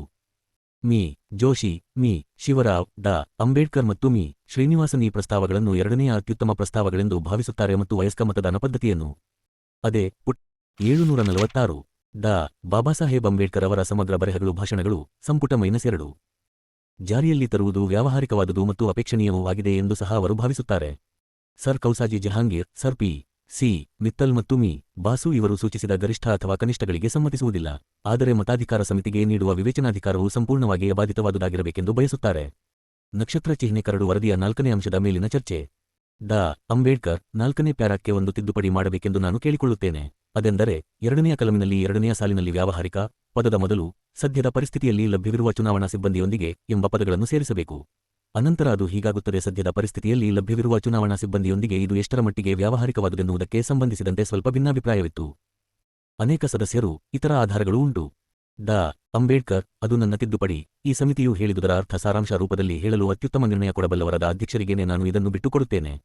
ಆದರೆ ನನ್ನ ಅಭಿಪ್ರಾಯವೆಂದರೆ ಒಟ್ಟು ವಯಸ್ಕ ಮತಾಧಿಕಾರಕ್ಕೆ ಅದು ನಿಕಟ ಭವಿಷ್ಯಕ್ಕಾಗಿ ವ್ಯಾವಹಾರಿಕ ರಾಜಕೀಯವೆಂದು ವಿರೋಧ ಮಾಡಿದ ಬಹುಮತದವರು ಭಾರತದಲ್ಲಿನ ಎಲ್ಲರಿಗೂ ಮತಾಧಿಕಾರವನ್ನು ನೀಡಿದರೆ ಅದನ್ನು ನಿರ್ವಹಿಸಲು ಈಗಿರುವ ಚುನಾವಣಾ ಸಿಬ್ಬಂದಿಯೂ ಸಾಕಾಗುವುದಿಲ್ಲ ಎಂಬ ಆಧಾರದ ಮೇಲೆ ಹಾಗೆ ಮಾಡಿರುತ್ತಾರೆ.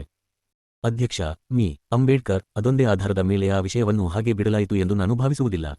ಹಲವು ಆಧಾರಗಳಲ್ಲಿ ಅದು ಮುಖ್ಯವಾದುದಾಗಿತ್ತು. ಆದರೆ ಸಮಿತಿಯ ಅಭಿಪ್ರಾಯವನ್ನು ಅಭಿಲೇಖಿಸುವಾಗ ಅದೊಂದೇ ಏಕಮೇವ ಆಧಾರವಾಗಿದೆ ಎಂದು ಹೇಳುವಷ್ಟಕ್ಕೆ ಮಾತ್ರವೇ ನಮ್ಮನ್ನು ನಾವು ಸೀಮಿತಗೊಳಿಸಿಕೊಳ್ಳಬೇಕಾಗಿದೆ ಎಂದು ನಾನು ಭಾವಿಸುವುದಿಲ್ಲ. ಉದಾಹರಣೆಗೆ ಹೇಳಬೇಕೆಂದರೆ ಸಾಧನ ಸಂಪರ್ಕಗಳ ತೊಂದರೆಗಳು ಮತ್ತು ಪ್ರಯಾಣದ ಅನುಕೂಲತೆಗಳು ಲಭ್ಯವಿಲ್ಲದಿರುವುದು ಇತ್ಯಾದಿಗಳ ಮೇಲೂ ಸಹ ಹೆಚ್ಚು ಒತ್ತು ಕೊಡಲಾಯಿತು. ಡಾ. ಅಂಬೇಡ್ಕರ್ ಅದನ್ನು ವರದಿಯಲ್ಲಿ ಸ್ಪಷ್ಟಪಡಿಸಬೇಕೆಂದು ನಾನು ಇಚ್ಛಿಸುತ್ತೇನೆ. ಮಿ. ಜೋಶಿ, ಚುನಾವಣೆಯ ವ್ಯಾವಹಾರಿಕ ಅಡ್ಡಿಗಳು ಎಂಬಂಥ ಹಲವು ಪದಗಳನ್ನು ನೀವು ಅಲ್ಲಿ ಸೇರಿಸಬಹುದು.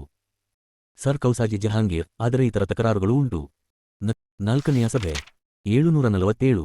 ಮಿ. ಜೋಶಿ, ನಾವು ಸಾಮಾನ್ಯ ಬಹುಮತದ ಬಗ್ಗೆ ಮಾತನಾಡುತ್ತಿದ್ದೇವೆಯೇ ಹೊರತು ತತ್ವಾಧಾರಿತವಾಗಿ ಮತ ನೀಡಲು ಒಲ್ಲದವರ ಪರವಾಗಿ ಅಲ್ಲ. ಅಧ್ಯಕ್ಷ, ಈಗಾಗಲೇ ಹೇಳಿರುವುದು ಈ ಅಂಶವನ್ನು ಪ್ರತಿಪಾದಿಸುತ್ತದೆ ಎಂದು ನಾನು ಭಾವಿಸುತ್ತೇನೆ. ಏನೇ ಆಗಲಿ ನೀವು ಮತ್ತು ಮಿ. ಜೋಶಿಯವರು ಕೊನೆಯ ಟಿಪ್ಪಣಿಯಲ್ಲಿ ಬಂದೇ ಬರುತ್ತೀರಿ. ಡಾ. ಅಂಬೇಡ್ಕರ್, ನನಗೆ ಅದು ಸ್ಪಷ್ಟವಿದೆ. ನಾವು ಒಂದು ಆದರ್ಶಕ್ಕಾಗಿ ಇದ್ದಾಗ್ಯೂ ನಾವು ಎರಡನೆಯ ಅತ್ಯುತ್ತಮವಾದುದನ್ನು ಒಪ್ಪಲೇಬೇಕಾಗಬಹುದು. ಆದರೆ ಆ ಎರಡನೆಯ ಅತ್ಯುತ್ತಮವಾದುದನ್ನು ಸಾಧ್ಯವಾದಷ್ಟು ಉತ್ತಮಗೊಳಿಸಬೇಕು. ನನ್ನ ಈ ಅಂಶವನ್ನು ಸ್ಪಷ್ಟಪಡಿಸಬೇಕು, ಏಕೆಂದರೆ ತಜ್ಞ ಮತಾಧಿಕಾರ ಸಮಿತಿಯು ಅದನ್ನು ಪರ್ಯಾಲೋಚಿಸಬಹುದು. ಅಧ್ಯಕ್ಷ, ಅದು ಸಮಿತಿಯ ಬಹುಮತಕ್ಕೆ ಒಪ್ಪಿತವಾಗುತ್ತದೆ ಎಂದು ನನಗೆ ಅನ್ನಿಸುವುದಿಲ್ಲ. ಸಮಿತಿಯ ಬಹುಮತವು ಶಬ್ದಗಳ ಅರ್ಥವನ್ನು ಪರಿಮಿತಿಗೊಳಿಸಬಯಸುತ್ತದೆ ಎಂದು ನನಗೆ ಅನ್ನಿಸುತ್ತದೆ. ಒಳ್ಳೆಯದು. ಕಡಿಮೆಯಿಲ್ಲದಂತೆ ಹಾಗೂ ಒಟ್ಟು ಜನಸಂಖ್ಯೆಯ 10% ಮತದಾರರ ಸಂಖ್ಯೆಯನ್ನು ವ್ಯಾವಹಾರಿಕವಾಗಿ ಕಾರ್ಯಸಾಧುವಾಗುವಂತೆ ರೂಪಿಸುವಂತೆ ನಿರ್ದೇಶ ಮಾಡಿ ಒಂದು ತಜ್ಞ ಮತಾಧಿಕಾರದ ಸಮಿತಿಯನ್ನು ನೇಮಿಸಬೇಕು ಎಂದು ಶಿಫಾರಸು ಮಾಡುತ್ತೇವೆ. ಡಾ. ಅಂಬೇಡ್ಕರ್, 3ನೇ ಪುಟದಲ್ಲಿ ಮಾಡಬೇಕಾದ ನನ್ನದೊಂದು ತಿದ್ದುಪಡಿ ಇರುತ್ತದೆ. ಆದರೆ ಅಲ್ ಬಟ್ ನಾಟ್ ಪದಗಳ ಬದಲಿಗೆ ಮತ್ತು ಬದಲಿಗೆ ಸೇರಿಸಲಾಗಿದ್ದು ಸಹ ಎಂಬ ಪದಗಳನ್ನು ಸೇರಿಸಬೇಕೆಂದು ನಾನು ಇಚ್ಛಿಸುತ್ತೇನೆ. ಅಧ್ಯಕ್ಷ, ನನ್ನನ್ನು ಒಳಗೊಂಡಂತೆ ನಮ್ಮಲ್ಲಿ ಅನೇಕರು ಕೂಡಲೇ 25% ಹೆಚ್ಚಳವು ಕೆಲಮಟ್ಟಿಗೆ ಒತ್ತಡ ಉಂಟುಮಾಡುತ್ತದೆ ಮತ್ತು ಅದಕ್ಕೆ ಇನ್ನೂ ಹೆಚ್ಚಿನ ಒತ್ತಡವನ್ನುಂಟು ಮಾಡುವಂತೆ ಒತ್ತಾಯಿಸುವುದು ಸರಿಯಿರುವುದಿಲ್ಲ ಎಂದು ಭಾವಿಸಿದ್ದೇವೆ. ಅದಕ್ಕಿಂತ ಇನ್ನೂ ಹೆಚ್ಚಿನ ಒತ್ತಡವನ್ನುಂಟು ಮಾಡುವಂತೆ ಒತ್ತಾಯಿಸಲಿಕ್ಕಿಲ್ಲ. ಮತ್ತು ಡಾ. ಅಂಬೇಡ್ಕರ್ ಅವರೇ, ನೀವು ನಿಮ್ಮ ಕಾಯ್ದಿಟ್ಟ ಸ್ಥಳದ ವ್ಯಾಪ್ತಿಯಲ್ಲಿ ಬಂದೇ ಬರುತ್ತೀರಿ. ಡಾ. ಅಂಬೇಡ್ಕರ್, ನನ್ನ ಎರಡನೆಯ ತಿದ್ದುಪಡಿಯು ಮತ್ತು ಅಪೇಕ್ಷಣೀಯ ಎಂಬ ಪದಗಳನ್ನು ಹೊಡೆದು ಹಾಕಬೇಕು ಎನ್ನುವುದು ಆಗಿದೆ. ಯಾವುದೇ ಹೆಚ್ಚಳವು ಅಪೇಕ್ಷಣೀಯವಾದುದು ಆಗಿರಲಿ ಅಥವಾ ಇಲ್ಲದಿರಲಿ ಈ ವಿಷಯವನ್ನು ಈ ಸಮಿತಿ ಮಾತ್ರವೇ ನಿರ್ಧರಿಸಬೇಕು. ತಜ್ಞ ಮತಾಧಿಕಾರ ಸಮಿತಿಯು ಇದನ್ನು ನಿರ್ಧರಿಸಲಾರದು. ನಾವು ತೆಗೆದುಕೊಂಡ ನಿರ್ಣಯಗಳನ್ನು ಕಾರ್ಯಗತಗೊಳಿಸುವ ವಿಧಾನಗಳನ್ನು ರೂಪಿಸುವುದಕ್ಕಾಗಿ ಆ ಸಮಿತಿಯನ್ನು ನೇಮಕ ಮಾಡಲಾಗುತ್ತಿದೆ.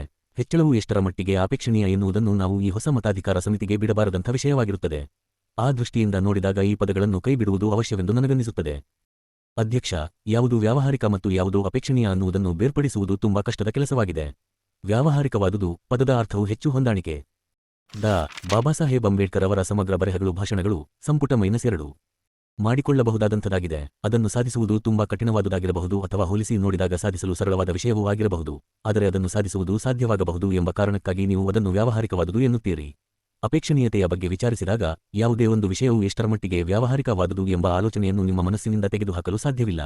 ಕೆಲಮಟ್ಟಿಗೆ ಈ 2 ಎಂದು ಇರಲೇಬೇಕು. ಡಾ. ಅಂಬೇಡ್ಕರ್, ನಮ್ಮ ಅಭಿಪ್ರಾಯದಲ್ಲಿ 25% ಜನತೆಯನ್ನು ಒಳಗೊಳ್ಳುವಂಥ ವಿಸ್ತರಣೆಯು ಅಪೇಕ್ಷಣೀಯವಾದುದು ಎಂದು ನಾವು ಅಭಿಪ್ರಾಯಪಟ್ಟಿದ್ದೇವೆ. ಅಧ್ಯಕ್ಷ, ವ್ಯಾವಹಾರಿಕವಾದುದು ಎಂಬಂಥ ಹೊಂದಾಣಿಕೆ ಮಾಡಿಕೊಳ್ಳಬಹುದಾದ ಅರ್ಥವುಳ್ಳ ಪದವನ್ನು ನೀವು ಉಪಯೋಗಿಸುತ್ತೀರಿ ಎಂಬುದೇ ನನಗಿರುವ ತೊಂದರೆ. 2 ಪದಗಳನ್ನು ನೀವು ಸಂಪೂರ್ಣ ಬೇರೆ ಬೇರೆಯಾದ ಅರ್ಥದಲ್ಲಿ ಇರಿಸಲಾರಿರಿ. ಯಾವುದು ವ್ಯಾವಹಾರಿಕ ಎನ್ನುವುದು ಯಾವುದು ಅಪೇಕ್ಷಣೀಯ ಅನ್ನುವುದಕ್ಕೆ ಪ್ರತಿಕ್ರಿಯಿಸತಕ್ಕದ್ದು ಮತ್ತು ನೀವು ತುಂಬಾ ಹೆಚ್ಚು ಕಡಿಮೆ ಮಾಡಬಹುದಾದ ಅರ್ಥವಿದ್ದ ಪದವನ್ನು ಉಪಯೋಗಿಸುತ್ತೀರಿ. ಈ ಎರಡನ್ನೂ ಅಲ್ಲಿಡುವುದು ಜಾಣತನವಾಗುತ್ತದೆ. ನಾವು ವಯಸ್ಕ ಮತಾಧಿಕಾರವು ಆದರ್ಶವಾದುದಾಗಿದೆ ಎಂದು ಸ್ಪಷ್ಟವಾಗಿ ಹೇಳಿ ನಮ್ಮ ಸೂಚನೆಯ ಸ್ಪಷ್ಟ ಚಿತ್ರಣವನ್ನು ಕೊಡುತ್ತೇವೆ. ನಕ್ಷತ್ರ ಚಿಹ್ನೆ. ಅಧ್ಯಕ್ಷ, ನಾವು ಅದರ ಪ್ರತಿಯೊಂದು ಸಾಲನ್ನು ಚರ್ಚಿಸಬೇಕು. ಯಾರೇ ಆಗಲಿ ತಾವು ತಿದ್ದುಪಡಿ ಸೂಚಿಸುವುದಿದ್ದರೆ ಮಧ್ಯಪ್ರವೇಶಿಸುವಿರಾ? ಈ ಹೆಚ್ಚಳಕ್ಕೆ ಉಪಬಂಧ ಕಲ್ಪಿಸುವುದರ ಜೊತೆಗೆ ನೇರ ಮತಾಧಿಕಾರವಿಲ್ಲದ ಎಲ್ಲ ವಯಸ್ಕರನ್ನು 20 ಜನರ ಪ್ರಾಥಮಿಕ ಗುಂಪುಗಳಾಗಿ ಒಟ್ಟುಗೂಡಿಸುವ ಯೋಜನೆ ಸೂಚಿಸುವುದನ್ನು ಆಯೋಗವು ಪರಿಶೀಲಿಸಬೇಕು. ಆಗ ಅಥವಾ ಇತರೆ ಯಾವುದೇ ಯುಕ್ತ ರೀತಿಯಲ್ಲಿ ಪದಗಳನ್ನು ಸೇರಿಸಬೇಕೆಂದು ಸೂಚಿಸಲಾಗಿದೆ. ಇದಕ್ಕೆ ಏನಾದರೂ ತಕರಾರು ಇದೆಯೇ? ನೇರವಾಗಿ ಮತ ನೀಡಲು ಅರ್ಹರಾದವರಂತೆ ಅದೇ ಮತಕ್ಷೇತ್ರದಲ್ಲಿ ಅಥವಾ ಅವರಿಗಾಗಿ ರಚಿಸಲಾಗಿರುವ ಬೇರೆ ಬೇರೆ ಕ್ಷೇತ್ರಗಳಲ್ಲಿ ಪ್ರಾಂತೀಯ ಚುನಾವಣೆಗಳಲ್ಲಿ ಮತ ನೀಡಲು ಹಕ್ಕುಳ್ಳವನಾಗುವಂತೆ ಒಬ್ಬ ಪ್ರತಿನಿಧಿಯನ್ನು ಪ್ರತಿಯೊಂದು ಗುಂಪಿನಿಂದ ಆಯ್ಕೆ ಮಾಡುವುದಕ್ಕೆ ಮಿ. ಜೋಶಿ, ಮಿ. ಶಿವರಾವ್, ಡಾ. ಅಂಬೇಡ್ಕರ್ ಮತ್ತು ಮಿ. ಶ್ರೀನಿವಾಸನ್ ಇವರು ಈ ಪ್ರಸ್ತಾಪವನ್ನು ಕೇವಲ ಎರಡನೇ ಅತ್ಯುತ್ತಮ ಎಂದು ಭಾವಿಸುತ್ತಾರೆ ಮತ್ತು ವಯಸ್ಕ ಮತಾಧಿಕಾರ ಪದ್ಧತಿಯನ್ನು ಕೂಡಲೇ ಅನುಸರಿಸುವುದು ವ್ಯಾವಹಾರಿಕವೂ ಮತ್ತು ಅಪೇಕ್ಷಣೀಯವಾದುದು ಆಗಿರುತ್ತದೆ ಎಂದು ಭಾವಿಸುತ್ತಾರೆ. ಡಾ. ಅಂಬೇಡ್ಕರ್, ಮಿ. ಕೆ. ಟಿ. ಪಾಲ್ ಅವರು ಸಹ ನಮ್ಮ ಅಭಿಪ್ರಾಯವನ್ನೇ ಹೊಂದಿದ್ದಾರೆ ಎಂದು ಹೇಳಲು ಇಚ್ಛಿಸುತ್ತೇನೆ. ಅಧ್ಯಕ್ಷ, ಅದನ್ನು ಟಿಪ್ಪಣಿ ಮಾಡಲಾಗುವುದು. ನಕ್ಷತ್ರ ಚಿಹ್ನೆ. ಉಪಸಮಿತಿ ನಂ. 1 ಮತಾಧಿಕಾರ ರ ವ್ಯವಹರಣೆಗಳು ಪುಟ 159. 4ನೆಯ ಸಭೆ 296. ಮಿ. ಜೋಶಿ, ಎರಡನೆಯ ಅತ್ಯುತ್ತಮ ಪದಗಳ ಬದಲಿಗೆ ಪೂರ್ಣ ಅಸಮರ್ಪಕ ಪದಗಳನ್ನು ಸೇರಿಸಬೇಕೆಂದು ನಾನು ಸೂಚಿಸುತ್ತೇನೆ. ಅಧ್ಯಕ್ಷ, ಸಭ್ಯರೇ, ಅದೇ ನಿಜವಾಗಿಯೂ ನಿಮ್ಮ ಮುಂದಿರುವ ವಿಷಯವಾಗಿದೆ. ಎರಡನೆಯ ಅತ್ಯುತ್ತಮ ಪದಗಳ ಬದಲಿಗೆ ಪೂರ್ಣ ಅಸಮರ್ಪಕ ಪದಗಳನ್ನು ಒಪ್ಪುವಿರಾದರೆ ಅದು ನಿಜವಾಗಿಯೂ ನಿಮಗೆ ಸಂಬಂಧಿಸಿದ ವಿಷಯವಾಗಿದೆ. ಹಾಗಾದಾಗ ಅದನ್ನು ಹೀಗೆ ಓದಬೇಕು: ಮಿ. ಜೋಶಿ, ಮಿ. ಶಿವರಾವ್, ಡಾ. ಅಂಬೇಡ್ಕರ್, ಮಿ. ಶ್ರೀನಿವಾಸನ್ ಮತ್ತು ಮಿ. ಕೆ. ಟಿ. ಪಾಲ್ ಇವರು ಈ ಪ್ರಸ್ತಾಪಗಳನ್ನು ಸಂಪೂರ್ಣ ಅಸಮರ್ಪಕವಾದವುಗಳು ಎಂದು ಭಾವಿಸುತ್ತಾರೆ ಮತ್ತು ವಯಸ್ಕ ಮತಾಧಿಕಾರವನ್ನು ಕೂಡಲೇ ಅನುಸರಿಸುವುದು ವ್ಯಾವಹಾರಿಕವಾದುದು ಮತ್ತು ಅಪೇಕ್ಷಣೀಯವಾದುದು ಆಗಿರುತ್ತದೆ ಎಂದು ಭಾವಿಸುತ್ತಾರೆ. ಮಿ. ಜಾಧವ್, ನನ್ನ ಹೆಸರನ್ನು ಆ ಯಾದಿಗೆ ಸೇರಿಸಬೇಕು.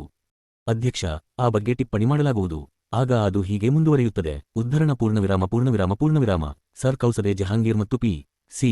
ಮಿತ್ತಲ್ ಮತ್ತು ಮಿ. ಬಾಸು ಇವರು ನಾವು ಸೂಚಿಸಿದ ಗರಿಷ್ಠ ಮತ್ತು ಕನಿಷ್ಠ ಸಂಖ್ಯೆಗಳಿಗೆ ಒಪ್ಪುವುದಿಲ್ಲ. ಆದರೆ ಮತಾಧಿಕಾರ ಸಮಿತಿಯ ವಿವೇಚನೆಯು ಸಂಪೂರ್ಣವಾಗಿ ಅಬಾಧಿತವಾಗಿರತಕ್ಕದು ಎಂದು ಅಪೇಕ್ಷೆಪಡುತ್ತಾರೆ. ಆ ವಿಷಯದ ಬಗ್ಗೆ ಹೇಳಲು ಅವರಿಗೇನೆ ಬಿಟ್ಟುಕೊಡಲಾಗಿರುವುದು ಸ್ಪಷ್ಟವಾಗಿದೆ. ನಕ್ಷತ್ರ ಚಿಹ್ನೆ ಅಧ್ಯಕ್ಷ ಪ್ರತ್ಯೇಕ ಮತದಾರರಿರಲಿ ಅಥವಾ ಕಾಯ್ದಿರಿಸಿದ ಕ್ಷೇತ್ರಗಳನ್ನು ಜಂಟಿಯಾಗಿ ಹೊಂದಿರಲಿ, ಅಲ್ಪಸಂಖ್ಯಾತ ಕೋಮಿನವರು ತಮ್ಮ ಮತದಾರರಿಗಿಂತ ಹೆಚ್ಚಾಗಿ ತಮಗೆ ಇರುವ ಪ್ರತಿನಿಧಿಗಳಿಂದ ಸಂರಕ್ಷಿಸಲ್ಪಟ್ಟಿರುತ್ತಾರೆ. ಆದರೆ ಒಂದು ನಿರ್ಣಯಕ್ಕೆ ಬರುವ ಸಲುವಾಗಿ ನಾವು ಹೀಗೆ ಹೇಳಬಹುದೇ, ಏನೆಂದರೆ ಪ್ರತಿ ಕೋಮ ಎಂಬ ಪದಗಳ ಬದಲಿಗೆ ಮಿ. ಚಿಂತಾಮಣಿಯವರು ಹೇಳಿದಂತೆ ಮತಾಧಿಕಾರ ಆಯೋಗವು ತಮ್ಮ ಸೂಚನೆಗಳನ್ನು ಮಾಡುವಾಗ ಸಾಧ್ಯವಿರುವಷ್ಟರ ಮಟ್ಟಿಗೆ ಬಹುಮತದ ಕೋಮುಗಳಿಗೆ ಅವುಗಳ ಜನಸಂಖ್ಯೆಗೆ ಅನುಗುಣವಾದ ಪ್ರಮಾಣದ ಮತಾಧಿಕಾರದ ಬಲವನ್ನು ಕೊಡುವಂಥ ಪದ್ಧತಿಯು ಆದರ್ಶ ಪದ್ಧತಿಯಾಗುತ್ತದೆ ಎಂಬುದನ್ನು ಗಮನದಲ್ಲಿಟ್ಟುಕೊಳ್ಳಬೇಕು ಎಂದು ನಾವು ಅಪೇಕ್ಷಿಸುತ್ತೇವೆ ಇತ್ಯಾದಿ. ಅಷ್ಟಾದರೆ ಸರಿ ಎಂದು ನಾನು ಭಾವಿಸುತ್ತೇನೆ. Sir C. ಜಹಾಂಗೀರ್ 2 ದೊಡ್ಡ ಕೋಮುಗಳು. ಅಧ್ಯಕ್ಷ ಅವರು ಹೇಳುವುದೇನೆಂದರೆ ಕೇವಲ ದೊಡ್ಡ ಕೋಮುಗಳಿಗಷ್ಟೇ ತಮ್ಮನ್ನು ಸೀಮಿತಗೊಳಿಸಿಕೊಳ್ಳುವುದು ಅವರಿಗೆ ಬೇಕಾಗಿಲ್ಲ. ಆದರೆ ತಾವು ಕೇವಲ ದೊಡ್ಡ ಕೋಮುಗಳಿಗೆ ಸಂಬಂಧಿಸಿದಂತೆ ಮಾತ್ರವೇ ಶಿಫಾರಸು ಮಾಡುತ್ತಿದ್ದೇವೆ ಎನ್ನುವ ರೀತಿಯಲ್ಲಿ ಹೇಳುವುದು ಅವರಿಗೆ ಬೇಕಾಗಿರುತ್ತದೆ. ದೊಡ್ಡ ಕೋಮುಗಳು ಇಲ್ಲಿ ಚರ್ಚೆಯ ವಿಷಯವೇ ಅಲ್ಲ. ಆ ಅಂಶದ ಮೇಲೆ ನೀವು ಅವರೊಡನೆ ಚರ್ಚಿಸುವಿರಾ? Sir C. ಜಹಾಂಗೀರ್ ಅದು ತುಂಬಾ ಅಪಾಯಕಾರಿಯಾಗಿರುತ್ತದೆ. ನೀವು ಪ್ರತ್ಯೇಕ ಮತಕ್ಷೇತ್ರದ ಬಗ್ಗೆ ಮಾತನಾಡುತ್ತಿರುವಾಗ ನಮಗೆ ಪ್ರತ್ಯೇಕ ಕ್ಷೇತ್ರಗಳಿಲ್ಲ ಮತ್ತು ಅವು ನಮಗೆ ಬೇಕಾಗಿಯೂ ಇಲ್ಲ. 750 ಡಾ. ಬಾಬಾಸಾಹೇಬ್ ಅಂಬೇಡ್ಕರ್ ಅವರ ಸಮಗ್ರ ಬರೆಹಗಳು ಭಾಷಣಗಳು ಸಂಪುಟ -2. ಡಾ. ಅಂಬೇಡ್ಕರ್ ಈಗಿರುವ ವಿಸ್ತಾರವಾದ ಮತಕ್ಷೇತ್ರದ ಪ್ರಯೋಜನವನ್ನು ಉಳಿಸಿಕೊಳ್ಳುವುದಕ್ಕಾಗಿ ಮತಾಧಿಕಾರವನ್ನು ಬಹುಮತದ ಜನತೆಗೆ ಕೊಡಬಾರದೆಂದು ಇದರ ಅರ್ಥ ಆಗುತ್ತದೆ. ತನ್ನ ಜನಸಂಖ್ಯೆಯ ಬಲದ ಪ್ರಮಾಣಕ್ಕನುಸಾರವಾಗಿ ಈಗಿರುವ ಮತಕ್ಷೇತ್ರಗಳ ಸಂಖ್ಯೆಯನ್ನು ಉಳಿಸಿಕೊಳ್ಳುವುದಕ್ಕಾಗಿ ಮತ್ತು ಈ ದೇಶದಲ್ಲಿನ ಇತರ ಜನತೆಯು ಮತಾಧಿಕಾರದ ಬಲವನ್ನು ಹೊಂದಬಾರದೆಂದು ಜಹಾಂಗೀರ್ ಅವರು ಹೇಳುತ್ತಾರೆ ಎಂಬ ಅರ್ಥವನ್ನು ಈ ಹೇಳಿಕೆ ಕೊಡುತ್ತದೆ. Sir C. ಜಹಾಂಗೀರ್ ಚಿಕ್ಕ ಕೋಮುಗಳವರು ತೊಂದರೆಗೊಳಗಾಗಬಾರದೆಂದು ಮಾತ್ರ ನಾನು ಹೇಳುತ್ತಿದ್ದೇನೆ. ಡಾ. ಅಂಬೇಡ್ಕರ್ ಮತಾಧಿಕಾರವನ್ನು ಕೆಳಗಿಳಿಸುವುದರಿಂದ ನಿಮ್ಮ ಸ್ಥಾನಕ್ಕೇನೆ ಅಪಾಯವಾಗುತ್ತದೆ ಮತ್ತು ಇತರ ಮತದಾರರ ಪ್ರಮಾಣವನ್ನು ಗಮನಿಸಿದಾಗ ನಿಮ್ಮ ಸ್ಥಾನವು ಕೆಳಗೆ ಹೋಗುತ್ತದೆ ಎಂದು ತಮಗೆ ಅನ್ನಿಸಿದರೆ ಆಗ ನಿಮ್ಮ ಸುರಕ್ಷತೆಯ ಬಹುಮತವನ್ನು ನಂಬುವುದರಲ್ಲಿ ಅಥವಾ ಬೇರೆ ಮತಕ್ಷೇತ್ರಗಳನ್ನು ಬೇಡುವಲ್ಲಿ ಇರುತ್ತದೆ. ಏಕೆಂದರೆ ನಮ್ಮನ್ನು ಕೆಳಗೆ ತಳ್ಳುತ್ತಿದ್ದಾರೆ, ನಾವು ಮುಳುಗಿ ಹೋಗುತ್ತೇವೆ. ಆದ್ದರಿಂದ ಅದನ್ನು ಬೇರೆ ಕೋಮುಗಳವರಿಗೆ ಕೊಡಬಾರದು ಎಂದು ನೀವು ಹೇಳಲಾರಿರಿ. ಇಷ್ಟನ್ನು ಬಿಟ್ಟು ಅದು ಬೇರೆ ಏನೂ ಆಗುವುದಿಲ್ಲ. Sir C. ಜಹಾಂಗೀರ್ ನಾನು ಹಾಗೆ ಹೇಳುವುದಿಲ್ಲ. ಅಧ್ಯಕ್ಷ ಈಗ ನಾವು ನಿರ್ಣಯವನ್ನು ಮಾಡಲೇಬೇಕಾಗುತ್ತದೆ. ನೀವು ಮನಸ್ಸು ಮಾಡಿದರೆ ನಾವು ವಯಸ್ಕ ಮತಾಧಿಕಾರವನ್ನು ಆದರ್ಶವಾದುದು ಎಂದು ಒಪ್ಪುತ್ತೇವೆ ಎಂಬುದನ್ನು ನೆನಪಿಡಿ. ಮತಾಧಿಕಾರವನ್ನು ಆದರ್ಶವಾದುದು ಎಂದು ಒಪ್ಪುತ್ತೇವೆ ಎಂಬುದನ್ನು ನೆನಪಿಡಿ. ವರದಿಯ ಆ ಭಾಗವನ್ನು ನಾವು ಈಗಾಗಲೇ ದಾಟಿರುತ್ತೇವೆ. ಸಾಧ್ಯವಿರುವಷ್ಟರ ಮಟ್ಟಿಗೆ ಕನಿಷ್ಠ ಪಕ್ಷ ದೊಡ್ಡ ಕೋಮುಗಳಿಗೆ ಕೊಡಿ ಎಂಬ ಪದಗಳನ್ನು ನಾನು ಸೂಚಿಸಿದ್ದೇನೆ. ಪ್ರಪ್ರಥಮವಾಗಿ ಪದಗಳು ಅವು ಈಗಿರುವಂತೆ ಇರಲಿ ಎಂದು ನಾನು ಸಮಿತಿಗೆ ಹೇಳುತ್ತೇನೆ. ಸಾಧ್ಯವಾದರೆ ಪ್ರತಿ ಕೋಮಿಗೆ ಕೊಡಿ. ಇದಕ್ಕೆ ಯಾರಾದರೂ ವಿರುದ್ಧ ಇದ್ದಾರೆಯೇ? ಸರ್ ಕೌಸಾಜಿ ಜಹಾಂಗೀರ್ ಕರ್ನಲ್ ಗಿಡ ಮತ್ತು ಸರ್ದಾರ ಉಜ್ವಲ ಸಿಂಗ್ನ ನಂತರದ ಭಾಗಕ್ಕೆ ಸಮ್ಮತಿಸುವುದಿಲ್ಲ ಎಂದು ಟಿಪ್ಪಣಿ ಮಾಡಲಾಗುತ್ತದೆ. ಡಾ. ಅಂಬೇಡ್ಕರ್ ನೀವು ಅದನ್ನು ಮತಾಧಿಕಾರ ಸಮಿತಿಯ ಮುಂದೆ ಇಡುವುದಾದರೆ ನಮ್ಮ ದೃಷ್ಟಿಯಲ್ಲಿ ವಯಸ್ಕ ಮತಾಧಿಕಾರ ತತ್ವವನ್ನು ನಿಮ್ಮ ವರ್ಗದವರಿಗೂ ಅನ್ವಯಿಸಬೇಕೆಂದು ಆಗಲೂ ಹೇಳಲು ನಾವು ಇಚ್ಛಿಸುತ್ತೇವೆ. ಅಧ್ಯಕ್ಷ ಈಗಾಗಲೇ ನಮ್ಮ ಅದು ಹತ್ತಿರ ಇದೆ. ಮೀ. ಫೂಟ್ ಇಲ್ಲದೆ ಹೋದರೆ ಪ್ರತಿ ಪ್ಯಾರಾಕ್ಕೂ ನೀವು ಪುರವಣಿಯನ್ನು ಸೇರಿಸುತ್ತೀರಿ. ಅಧ್ಯಕ್ಷ ಪ್ರತಿ ಸಲವೂ ನಾವು ಹಾಗೆ ಮಾಡುವಂತಿಲ್ಲ. ಮೀ. ಜಾಧವ್ ಮುಂಬಯಿಯಲ್ಲಿನ ಬ್ರಾಹ್ಮಣರು, ಬ್ರಾಹ್ಮಣೇತರರು ಮತ್ತು ಇತರ ಕೋಮಿನವರು, ನಿಮ್ಮ ವರ್ಗದವರು ಮತ್ತು ಇತರ ಎಲ್ಲರನ್ನೂ ಸೇರಿಸಬೇಕು. ಅಧ್ಯಕ್ಷ ನಾವು ಆ ಬಗ್ಗೆ ಚರ್ಚಿಸಲಾರೆವು. 4ನೆಯ ಸಭೆ. ಡಾ. ಅಂಬೇಡ್ಕರ್ ಅವರು 13ನೇ ಪ್ಯಾರಾಕ್ಕೆ ಇರುವ ತಮ್ಮ ಅಸಮ್ಮತಿಯನ್ನು ಅಭಿಲೇಖಿಸಲು ಒತ್ತಾಯಿಸುತ್ತಾರೆ. ನಕ್ಷತ್ರ ಚಿಹ್ನೆ ಮೀ. ಫುಟ್ ಇಲ್ಲಿ ಒಂದೇ ಒಂದು ವಿಷಯವಿದೆ. ವಯಸ್ಕ ಮತಾಧಿಕಾರದ ಕ್ಷೇಮವನ್ನು ಆಧರಿಸಿ ಮಾಡಲಾದ ಸಾಮಾನ್ಯ ತಕರಾರುಗಳ ದೃಷ್ಟಿಯಿಂದ ಪ್ರತಿ ಪ್ಯಾರಾಕ್ಕೂ ಟಿಪ್ಪಣಿ ಅಗತ್ಯವೋ? ಮೀ. ಜೋಶಿ ಮತ್ತು ಅವರ ಸ್ನೇಹಿತರು ಸಲ್ಲಿಸಿದ ಆಕ್ಷೇಪಣೆಗಳ ಒಂದೇ ಟಿಪ್ಪಣಿಯನ್ನು ಸೇರಿಸಲು ಬರುವುದಿಲ್ಲವೋ? ಅಧ್ಯಕ್ಷ ಅದು ನಿಮಗೆ ಸರಿ ಕಾಣುತ್ತದೆ ಎನಿಸುತ್ತದೆ. ನಿಮ್ಮ ನಿಲುವನ್ನು ನಾನು ಬಲ್ಲೆ. ಡಾ. ಅಂಬೇಡ್ಕರ್ ಅದನ್ನು ನಾನು ನಿಮಗೆ ಬಿಟ್ಟುಕೊಡುತ್ತೇನೆ. ಅಧ್ಯಕ್ಷ ನಾನು ಹೀಗೆ ಹೇಳಬಹುದಾದರೆ ಉದಾಹರಣೆಗೆ ಮಹಿಳೆಯರಿಗೆ ಮತಾಧಿಕಾರ ಕೊಡುವುದಕ್ಕೂ ನೀವು ತಕರಾರು ಮಾಡುವಂತೆ ತೋರಿದರೆ ನಿಮ್ಮ ನಿಲುವು ಸರಿಯಾದ ಆಧಾರ ಹೊಂದಿಲ್ಲ ಎಂದು ನನಗೆ ತೋರುತ್ತದೆ. ಡಾ. ಅಂಬೇಡ್ಕರ್ ಹಾಗೆ ಮಾಡಲು ನಮಗೆ ಉತ್ತಮ ಆಧಾರವಿರುತ್ತದೆ. ಮಾನಸಿಕವಾಗಿ ನಾವು ಅದಕ್ಕೆ ಸಿದ್ಧರಾಗಿರುತ್ತೇವೆ ಮತ್ತು ಆ ಆಧಾರದ ಮೇಲೆ ಯಾವುದೇ ತಕರಾರುಗಳನ್ನು ಎದುರಿಸಬಲ್ಲೆವು. ಮಹಿಳೆಯರ ಬಗ್ಗೆ ಸೈದ್ಧಾಂತಿಕವಾಗಿ ನಮ್ಮಿಂದ ಯಾವುದೇ ತಕರಾರು ಇರುವುದಿಲ್ಲ. ಮೀ. ಜಾಧವ್ ಗರಿಷ್ಠ 25% ಭಾಗವು ಮಹಿಳೆಯರಿಗೆ ಹೋಗುತ್ತದೆ. ಆ ತರುವಾಯ ಮತಾಧಿಕಾರದಲ್ಲಿ ಯಾವುದೇ ಇಳಿತದ ಅಗತ್ಯವಿರಲಿಕ್ಕಿಲ್ಲ. ನಕ್ಷತ್ರ ಚಿಹ್ನೆ ಉಪಸಮಿತಿ ನಂ. ವಿ. ಮತಾಧಿಕಾರ ರ ವ್ಯವಹರಣೆಗಳು ಪುಟಗಳು 175-76. ಅಖಿಲ ಸಮ್ಮೇಳನದ ಸಮಿತಿ. ಉಪಸಮಿತಿ ವಿ. ಮತಾಧಿಕಾರ ಸಲ್ಲಿಸಿದ ವರದಿಯ ಸಾರಾಂಶ 16ನೇ ಜನವರಿ 1931. ಡಾ. ಅಂಬೇಡ್ಕರರ ಪ್ರಸ್ತಾವಗಳಿಗೆ ಸಂಬಂಧಿಸಿದ ಹಲವು ಪ್ಯಾರಾಗಳು ಉಪಸಮಿತಿಯು ಈ ರೀತಿ ಶಿಫಾರಸು ಮಾಡಿತು. ಪ್ಯಾರಾ 4 1 ಒಟ್ಟು ಜನಸಂಖ್ಯೆಯ 10% ಕಡಿಮೆಯಿಲ್ಲದಂತೆ ಮತ್ತು ಹೆಚ್ಚೆಂದರೆ ಒಟ್ಟು ಜನಸಂಖ್ಯೆಯ 25% ಹೆಚ್ಚಾಗದಂತೆ ಪೂರ್ಣ ತನಿಖೆಯ ನಂತರ ಅದು ವ್ಯಾವಹಾರಿಕವಾದುದು ಮತ್ತು ಅಪೇಕ್ಷಣೀಯವಾದುದೆಂದು ಕಂಡುಬಂದರೆ ಜನತೆಗೆ ಮತಾಧಿಕಾರವನ್ನು ಕೊಡಲು ಸಾಧ್ಯವಾಗುವಂತೆ ಮತಕ್ಷೇತ್ರಗಳನ್ನು ಕೂಡಲೇ ಹೆಚ್ಚಿಸಲು ಉಪಬಂಧಿಸುವಂತೆ ತಜ್ಞ ಮತಾಧಿಕಾರ ಆಯೋಗವನ್ನು ನೇಮಕ ಮಾಡತಕ್ಕುದು. 2 ಈ ಹೆಚ್ಚಳಕ್ಕೆ ಉಪಬಂಧಿಸುವುದರ ಜೊತೆಗೆ ನೇರ ಮತ ನೀಡಲು ಹಕ್ಕಿಲ್ಲದ ವಯಸ್ಕರನ್ನು 20 ಜನರ ಪ್ರಾಥಮಿಕ ಅಥವಾ ಇತರ ಯುಕ್ತ ರೀತಿಯ ಗುಂಪುಗಳನ್ನಾಗಿ ಮಾಡಿ ಅವರು ತಮ್ಮ ಗುಂಪಿನಲ್ಲಿಯೇ ಒಬ್ಬನನ್ನು ತಮ್ಮ ಮತಕ್ಷೇತ್ರದಲ್ಲಿ ಅಥವಾ ತಮಗಾಗಿ ರೂಪಿಸಲಿರುವ ಮತಕ್ಷೇತ್ರದಲ್ಲಿ ಮತ ಚಲಾಯಿಸುವಂತೆ ಮಾಡಲು ನೇಮಿಸುವ ಯೋಜನೆಯನ್ನು ಆಯೋಗವು ಪರ್ಯಾಲೋಚಿಸತಕ್ಕದ್ದು. ಮೀ. ಜೋಶಿ, ಮೀ. ಶಿವರಾವ್, ಡಾ. Ambedkar, me. Srinivasan, me. K. T. Pal ಮತ್ತು ಮಿ. ಜಾಧವ್ ಈ ಸೂಚನೆಗಳು ಅತ್ಯಂತ ಅಸಮರ್ಪಕವಾದವುಗಳೆಂದು ಭಾವಿಸುತ್ತಾರೆ ಮತ್ತು ವಯಸ್ಕ ಮತಾಧಿಕಾರವನ್ನು ಕೂಡಲೇ ಜಾರಿಯಲ್ಲಿ ತರುವುದು ವ್ಯಾವಹಾರಿಕವಾದುದು ಮತ್ತು ಅಪೇಕ್ಷಣೀಯವಾದುದು ಎಂದು ಭಾವಿಸುತ್ತಾರೆ. ಪ್ಯಾರಾ 7 ಮತಾಧಿಕಾರ ಆಯೋಗವು ಮತಾಧಿಕಾರ ಕೊಡುವುದಕ್ಕೆ ಯುಕ್ತ ಶೈಕ್ಷಣಿಕ ಅರ್ಹತೆಯನ್ನು ಒಂದು ಹೆಚ್ಚಿನ ಅರ್ಹತೆಯಾಗಿ ರೂಪಿಸುವ ಸಾಧ್ಯತೆಯ ಬಗ್ಗೆ ಪರ್ಯಾಲೋಚಿಸತಕ್ಕುದು ಎಂದು ಉಪಸಮಿತಿಯು ಅಭಿಪ್ರಾಯಪಡುತ್ತದೆ. ಪ್ಯಾರಾ 8 ಈಗ ಅಸ್ತಿತ್ವದಲ್ಲಿರುವ ಸೈನಿಕ ಸೇವೆಯ ಅರ್ಹತೆಯನ್ನು ಉಳಿಸಿಕೊಳ್ಳತಕ್ಕುದು ಎಂಬ ಬಗ್ಗೆ ಉಪಸಮಿತಿಯು ಒಪ್ಪಿದೆ ಮತ್ತು ಈ ಅರ್ಹತೆಯನ್ನು ಸಹಾಯಕ ಮತ್ತು ಪ್ರಾದೇಶಿಕ ಪಡೆಗಳ ಸೇವೆಗಳಿಗೂ ವಿಸ್ತರಿಸುವುದನ್ನು ಮತಾಧಿಕಾರ ಆಯೋಗವು ಪರ್ಯಾಲೋಚಿಸತಕ್ಕುದೆಂದು ಶಿಫಾರಸು ಮಾಡಿದೆ. ಪ್ಯಾರಾ 9 ಮಹಿಳೆಯರಿಗಾಗಿ ವಿಶೇಷ ಅರ್ಹತೆಗಳನ್ನು ಗೊತ್ತುಪಡಿಸಬೇಕೆಂಬುದನ್ನು ಉಪಸಮಿತಿಯು ಒಪ್ಪಿದೆ ಮತ್ತು ಶಾಸನಬದ್ಧ ಆಯೋಗ ಮಾಡಿದ ಶಿಫಾರಸುಗಳನ್ನು ಮತ್ತು ಶಾಸನಬದ್ಧ.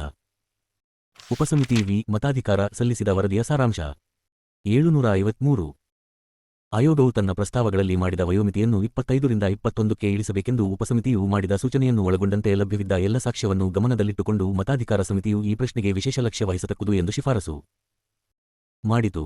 ಮಿ. ಜೋಶಿ, ಮಿ. ಶಿವರಾವ್, ಡಾ. ಅಂಬೇಡ್ಕರ್ ಮತ್ತು ಮಿ. ಶ್ರೀನಿವಾಸನ್ ಇವರು 7, 8 ಮತ್ತು 9ನೇ ಪ್ಯಾರಾಗಳಲ್ಲಿನ ಪ್ರಸ್ತಾವಗಳಿಗೆ ಸಮ್ಮತಿಸಲಿಲ್ಲ.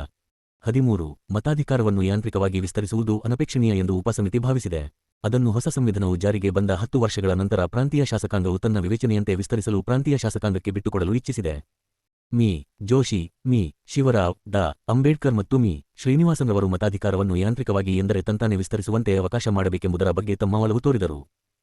ಈ ಚರ್ಚೆಯಲ್ಲಿ ಡಾ. ಅಂಬೇಡ್ಕರರ ಯಾವ ಟೀಕೆಗಳೂ ಇಲ್ಲ. ಉಪಸಮಿತಿ ನಂ. 1 ಮತಾಧಿಕಾರ ರ ವರದಿಯ ಮೇಲೆ ಇಡಿಯ ಸಮ್ಮೇಳನದ 16ನೇ ಜನವರಿ 1931 ಸಮಿತಿಯಲ್ಲಿ ಮಿ. ಎಂ. ಎನ್. ಜೋಶಿಯವರು ಮಾಡಿದ ಟೀಕೆ. ಮಿ. ಜೋಶಿ 9ನೇ ಪ್ಯಾರಾದ ಬಗ್ಗೆ ನಾನು ಒಂದು ಅಂಶವನ್ನು ಸ್ಪಷ್ಟಪಡಿಸಬಯಸುತ್ತೇನೆ. 7, 8 ಮತ್ತು 9ನೇ ಪ್ಯಾರಾಗಳಲ್ಲಿನ ಪ್ರಸ್ತಾವಗಳ ಬಗ್ಗೆ ನಾನು ಮಿ. ಶಿವರಾವ್, ಡಾ. ಅಂಬೇಡ್ಕರ್ ಮತ್ತು ಮಿ. ಶ್ರೀನಿವಾಸನ್ ಇವರು ಅಸಮ್ಮತಿಸಿರುತ್ತಾರೆ ಎಂದು ಹೇಳಲಾಗಿದೆ.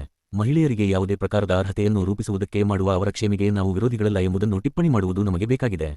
ದುರ್ದೈವದಿಂದ ನಾವು ಸಮಿತಿಯಲ್ಲಿ ತೆಗೆದುಕೊಂಡ ನಿಲುವನ್ನೇ ಇಲ್ಲಿ ಅನುಸರಿಸಬೇಕಾಗಿದೆ. ಸಮಿತಿಯು ಒಟ್ಟು ಮತದಾರರ ಸಂಖ್ಯೆಗೆ ಒಂದು ನಿಶ್ಚಿತ ಮಿತಿಯನ್ನು ಗೊತ್ತುಪಡಿಸಿದ ಸಂಗತಿಯ ಕಾರಣದಿಂದಾಗಿ ಮತ್ತು ಈ ಸಂದರ್ಭಗಳಲ್ಲಿ ಮತಾಧಿಕಾರವನ್ನು ಪಡೆಯದವರ ಹಿತಾಸಕ್ತಿಗಳನ್ನು ರಕ್ಷಿಸುವುದು ನಮ್ಮ ಕರ್ತವ್ಯವಾಗಿದೆ. ಏಕೆಂದರೆ ಮತಾಧಿಕಾರ ಇಲ್ಲದವರಿಗೆ ಮತಾಧಿಕಾರವನ್ನು ಕೊಡುವ ಮಿತಿಯು ಹೆಚ್ಚುತ್ತದೆ. ನಾವು ಈಗ ಇರುವ ವಿಶಿಷ್ಟ ಮತ್ತು ಕಷ್ಟದ ಸ್ಥಿತಿಯಲ್ಲಿ ಯಾರಿಗೆ ಈಗಾಗಲೇ ಮತಾಧಿಕಾರವನ್ನು ಕೊಡಲಾಗಿದೆಯೋ ಅವರ ಪತ್ನಿಯರಿಗೆ ಮತಾಧಿಕಾರವನ್ನು ಕೊಡತಕ್ಕುದಲ್ಲವೆಂಬ ಮತ್ತು ಹಾಗೆ ಮಾಡಿ ಮತಾಧಿಕಾರವಿಲ್ಲದವರಿಗೆ ಇರುವ ಹಕ್ಕಿನಿಂದ ಅವರನ್ನು ವಂಚಿತಗೊಳಿಸತಕ್ಕುದಲ್ಲವೆಂಬ ಮನೋಭಾವವನ್ನು ಹೊಂದಿರಬೇಕಾಗಿದೆ. ಲಿಂಗ ಆಧಾರಿತ ಅನರ್ಹತೆಯನ್ನು ತೆಗೆದುಹಾಕುವುದಕ್ಕೆ ನಾವು ವಿರೋಧಿಗಳಲ್ಲ. ಅಧ್ಯಕ್ಷ 9ನೇ ಪ್ಯಾರಾ ಟಿಪ್ಪಣಿ ಮಾಡಲಾಯಿತು. ಅಖಿಲ ಸಮ್ಮೇಳನದ ಸಮಿತಿ ಉಪಸಮಿತಿ ನಂ. 2 ರಕ್ಷಣೆ ರ ವರದಿಯ ಮೇಲಿನ ಟೀಕೆಗಳು. 16ನೇ ಜನವರಿ 1931 ನಕ್ಷತ್ರ ಚಿಹ್ನೆ ಡಾ. ಅಂಬೇಡ್ಕರ್ ವರದಿಯ 4ನೇ ಪ್ಯಾರಾದ 2ನೇ ವಾಕ್ಯಾವಳಿಗೆ ಒಂದು ತಿದ್ದುಪಡಿಯನ್ನು ಸೂಚಿಸಬೇಕೆಂದು ಮಾಡಿದ್ದೇನೆ. ಅದೆಂದರೆ ನಿಮ್ಮ ವರ್ಗದವರನ್ನೊಳಗೊಂಡಂತೆ ರಾಜ್ಯದ ಎಲ್ಲ ಪ್ರಜೆಗಳಿಗೂ ದಕ್ಷತೆ ಮತ್ತು ಅವಶ್ಯಕ ಅರ್ಹತೆ ಭಾರತೀಯ ಸೇನೆಯಲ್ಲಿನ ನೇಮಕಾತಿಗೆ ಮುಕ್ತ ಅವಕಾಶವಿರಬೇಕು. ಇದರ ಬಗ್ಗೆ ಸೂಕ್ತ ಕ್ರಮವನ್ನು ತಕ್ಷಣವೇ ತೆಗೆದುಕೊಳ್ಳಬೇಕು. ಈ ವಿಷಯವನ್ನು ಕೇವಲ ಅಭಿಲೇಖಿಸಬೇಕೆಂದು ಮಾತ್ರವೇ ನಾನು ಇಚ್ಛೆಪಡುವುದಿಲ್ಲ. ಅದು ಮೂಲಭೂತ ತಿದ್ದುಪಡಿಯಾಗುವಂತೆ ಮುಂದಿಡಲು ನಾನು ಇಚ್ಛಿಸುತ್ತೇನೆ. ಏಕೆಂದರೆ ಆ ಬಗ್ಗೆ ಸದನದ ಅನಿಸಿಕೆಯನ್ನು ಅರಿತುಕೊಳ್ಳಬಹುದು. ನನ್ನ ತಿದ್ದುಪಡಿಯು ತುಂಬಾ ಸರಳವಾದುದಾಗಿದೆ. ಸೈನಿಕ ಸೇವೆಗಳಲ್ಲಿ ಸೇರಲು ರಾಜ್ಯದ ಪ್ರಜೆಗಳ ಬೇರೆ ಬೇರೆ ವರ್ಗಗಳ ನಡುವೆ ಇರುವ ಎಲ್ಲ ತಾರತಮ್ಯವನ್ನು ತೆಗೆದುಹಾಕುವುದು ಅದರ ಉದ್ದೇಶವಾಗಿದೆ. ಈ ತಿದ್ದುಪಡಿಯನ್ನು ನಾನು ಮುಖ್ಯವಾಗಿ ನಿಮ್ಮ ವರ್ಗದವರ ವಿಶಿಷ್ಟ ಹಕ್ಕುಗಳನ್ನು ರಕ್ಷಿಸುವ ಮೂಲ ಉದ್ದೇಶದಿಂದ ಮಾಡಿರುತ್ತೇನೆ ಎನ್ನುವುದರಲ್ಲಿ ಸಂಶಯವಿಲ್ಲ. ಆದರೆ ಹಾಗೆ ಮಾಡುವಲ್ಲಿ ಸಮಿತಿಯನ್ನು ನಾನು ಯಾವುದೇ ಅನುಗ್ರಹ ಮಾಡಿ ಎಂದು ಕೇಳುತ್ತಿಲ್ಲ. ರಾಜ್ಯದ ಯಾವನೇ ಪ್ರಜೆಯನ್ನು ಆತನ ಜಾತಿ, ವಂಶ ಅಥವಾ ಬಣ್ಣದ ಆಧಾರದ ಮೇಲೆ ಸಾರ್ವಜನಿಕ ಸೇವೆಗಳಲ್ಲಿ ಸೇರಲು ಪ್ರತಿಬಂಧಿಸತಕ್ಕುದಲ್ಲ ಎಂದು ಗವರ್ನಮೆಂಟ್ ಆಫ್ ಇಂಡಿಯಾ ಅಧಿನಿಯಮವು ಗುರುತಿಸಿದ ತತ್ವವನ್ನು ಆಚರಣೆಯಲ್ಲಿ ತಂದಿರುವುದನ್ನು ನಾವು ಕಾಣುವಂತೆ ಮಾಡಬೇಕು ಎಂದು ನಾನು ಸಮಿತಿಯನ್ನು ಕೇಳಿಕೊಳ್ಳುತ್ತೇನೆ. ಅದರಿಂದಾಗಿ ಹಾಗೆ ಮಾಡುವಲ್ಲಿ ನಾನು ಯಾವುದೇ ಅನುಗ್ರಹಕ್ಕಾಗಿ ಕೇಳಿಕೊಳ್ಳುತ್ತಿದ್ದೇನೆ ಎಂದು ಭಾವಿಸುವುದಿಲ್ಲ. ನಾನು ನಿಮಗೆ ಸ್ಪಷ್ಟಪಡಿಸುವ ಅಂಶವೆಂದರೆ ಈ ತಿದ್ದುಪಡಿಯ ಸೇವೆಗಳ ಸಮಿತಿಯು ಅಳವಡಿಸಿಕೊಂಡ ರೀತಿಯನ್ನೇ ಆಧರಿಸಿರುತ್ತದೆ. ಮಾನ್ಯರೇ, ನೀವು ಈ ಸಮಿತಿಯು ನೇಮಿಸಿದ ಸೇವೆಗಳ ಸಮಿತಿಯ ವರದಿಯನ್ನು ಗಮನಿಸಿದರೆ ಆ ಸಮಿತಿಯು ದೇಶದ ಲೋಕ ಸೇವೆಗಳಲ್ಲಿ ರಾಜ್ಯದ ಎಲ್ಲ ಪ್ರಜೆಗಳಿಗೂ ನ್ಯಾಯವಾದ ಮತ್ತು ಸಾಕಷ್ಟು ಅವಕಾಶ ದೊರಕುವಂತೆ ಎಲ್ಲ ಪ್ರಯತ್ನಗಳನ್ನು ಮಾಡಿದ್ದು ನಿಮಗೆ ಕಂಡುಬರುತ್ತದೆ.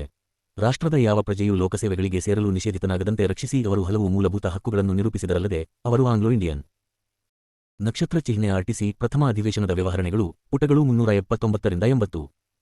ಉಪಸಮಿತಿ ನಂ. 2 ರಕ್ಷಣೆ ರ ವರದಿಯ ಮೇಲಿನ ಟೀಕೆಗಳು. 755 ಮತ್ತು ನಿಮ್ಮ ವರ್ಗಗಳಂಥ ವಿಶಿಷ್ಟ ಕೋಮುಗಳನ್ನು ಹೆಸರಿಸುವಲ್ಲಿ ತಮ್ಮ ಕಾರ್ಯವ್ಯಾಪ್ತಿಯನ್ನು ಮೀರಿದ್ದಾರೆ. ಮಾನ್ಯರೇ, ಈ ತಿದ್ದುಪಡಿಯು ಕೇವಲ ನಿಮ್ಮ ವರ್ಗದವರಿಗಾಗಿ ಮಾತ್ರವೇ ಇಲ್ಲ. ಇದು ಎಲ್ಲ ಕೋಮುಗಳ ಮತ್ತು ರಾಜ್ಯದ ಎಲ್ಲ ಪ್ರಜೆಗಳ ಹಿತಾಸಕ್ತಿಗಾಗಿಯೇ ಇರುತ್ತದೆ. ಮಾನ್ಯರೇ, ಭಾರತದಲ್ಲಿನ ಯಾವುದೇ ಒಂದು ಕೋಮು ದೇಶದಲ್ಲಿನ ಯಾವುದೇ ಒಂದು ಸೇವೆಯಲ್ಲಿ ಏಕಸ್ವಾಮ್ಯವನ್ನು ಪಡೆದುಕೊಳ್ಳುವುದು ಅತಿ ದೊಡ್ಡ ಸಾರ್ವಜನಿಕ ಅಪಾಯವೆಂದು ಏಕೆ ಹೇಳುತ್ತೇನೆ ಎಂದರೆ ಇದು ಅನುಕೂಲಕರ ಸ್ಥಾನದಲ್ಲಿ ಇರಿಸಲಾದ ಆಯಾ ಕೋಮಿನಲ್ಲಿ ತಾನು ಶ್ರೇಷ್ಠ ಎನ್ನುವ ಭಾವನೆಯನ್ನು ಕೆರಳಿಸುತ್ತದೆಯಲ್ಲದೆ ಅದು ಜನತೆಯ ಕಲ್ಯಾಣಕ್ಕೂ ಅಡ್ಡಿಯುಂಟು ಮಾಡುತ್ತದೆ. ಏಕೆಂದರೆ ಅದು ಹಲವು ವಿಶಿಷ್ಟ ಕೋಮುಗಳು ತಮಗೆ ಕೊಡುವ ರಕ್ಷಣೆಯನ್ನು ಅವರು ಆಧರಿಸಿರುವಂತೆ ಮಾಡುತ್ತದೆ. ಕಾರಣ ನಾವೀಗ ಭಾರತಕ್ಕೆ ಹೊಸ ಸಂವಿಧಾನವನ್ನು ರೂಪಿಸುತ್ತಿರುವುದರಿಂದ ರಾಜ್ಯದ ಎಲ್ಲ ಸಮುದಾಯದ ಪ್ರತಿ ಸದಸ್ಯನು ದೇಶದ ಲೋಕಸೇವೆಯಲ್ಲಿ ತನ್ನ ಸಕ್ಷಮತೆ ಕಾರಣದಿಂದಾಗಿ ತನಗೆ ಸಾಧ್ಯವಿದ್ದ ಮಟ್ಟಿಗೆ ಭಾಗವಹಿಸಲು ಎಡೆಕೊಡುವಂಥ ಪದ್ಧತಿಯಿಂದ ಪ್ರಾರಂಭಿಸಬೇಕು ಎಂದು ನಾನು ವಿನಯಪೂರ್ವಕ ಹೇಳುತ್ತೇನೆ. ಮಾನ್ಯರೇ, ನಾನು ಹಾಗೆ ಹೇಳಬಹುದಾದರೆ ನಾನು ಸೂಚಿಸುತ್ತಿರುವ ತಿದ್ದುಪಡಿಯು ಈ ಪ್ಯಾರಾದಲ್ಲಿಯೇ ಹೇಳಲಾಗಿರುವ ತತ್ವದ ತರ್ಕಬದ್ಧ ಪರಿಣಾಮವೇ ಆಗಿದೆ. ಏಕೆಂದರೆ 4ನೇ ವಾಕ್ಯಾವಳಿಯ ಮೊದಲನೇ ಉಪವಾಕ್ಯಾವಳಿಯನ್ನು ನೀವು ಗಮನಿಸಿದರೆ ನಿಮಗೆ ಅದು ಕಂಡುಬರುತ್ತದೆ. ಉಪಸಮಿತಿಯು ಭಾರತದಲ್ಲಿ ಹೊಸ ರಾಜಕೀಯ ರೂಪರೇಷೆಯ ಸರ್ಕಾರದೊಂದಿಗೆ ಭಾರತದ ರಕ್ಷಣೆಯೂ ಸಹ ಹೆಚ್ಚಿನ ಪ್ರಮಾಣದಲ್ಲಿ ಭಾರತದ ಜನತೆಗೆ ಸಂಬಂಧಪಟ್ಟದ್ದೇ ಆಗಿರತಕ್ಕುದೇ ಹೊರತು ಬ್ರಿಟಿಷ್ ಸರ್ಕಾರದ್ದಲ್ಲ. ಈಗ ಮಾನ್ಯರೇ, ಆ ವಾಕ್ಯಕ್ಕೆ ಯಾವುದೇ ಅರ್ಥವಿದ್ದರೆ, ಅಂದರೆ ಭಾರತದ ರಕ್ಷಣೆಯು ಹೆಚ್ಚಿನ ಪ್ರಮಾಣದಲ್ಲಿ ಭಾರತದ ಜನತೆಗೆ ಸಂಬಂಧಪಟ್ಟದ್ದೇ ಆಗಿರತಕ್ಕುದು ಎನ್ನುವುದಾದರೆ ಅದು ಭಾರತಕ್ಕೆ ಜನತೆಗೆ ಸಂಬಂಧಪಟ್ಟ ವಿಷಯವೇ ಹೊರತು ಅದು ಯಾವುದೇ ಒಂದು ಕೋಮಿಗೆ ಸಂಬಂಧಪಟ್ಟ ವಿಷಯವಲ್ಲ. ಆದ ಕಾರಣ ಈ ಸಭೆಯು ನಾನು ಸೂಚಿಸುವ ತಿದ್ದುಪಡಿಯನ್ನು ಒಪ್ಪಲೇಬೇಕೆಂದು ಕೇಳಿಕೊಳ್ಳುತ್ತೇನೆ.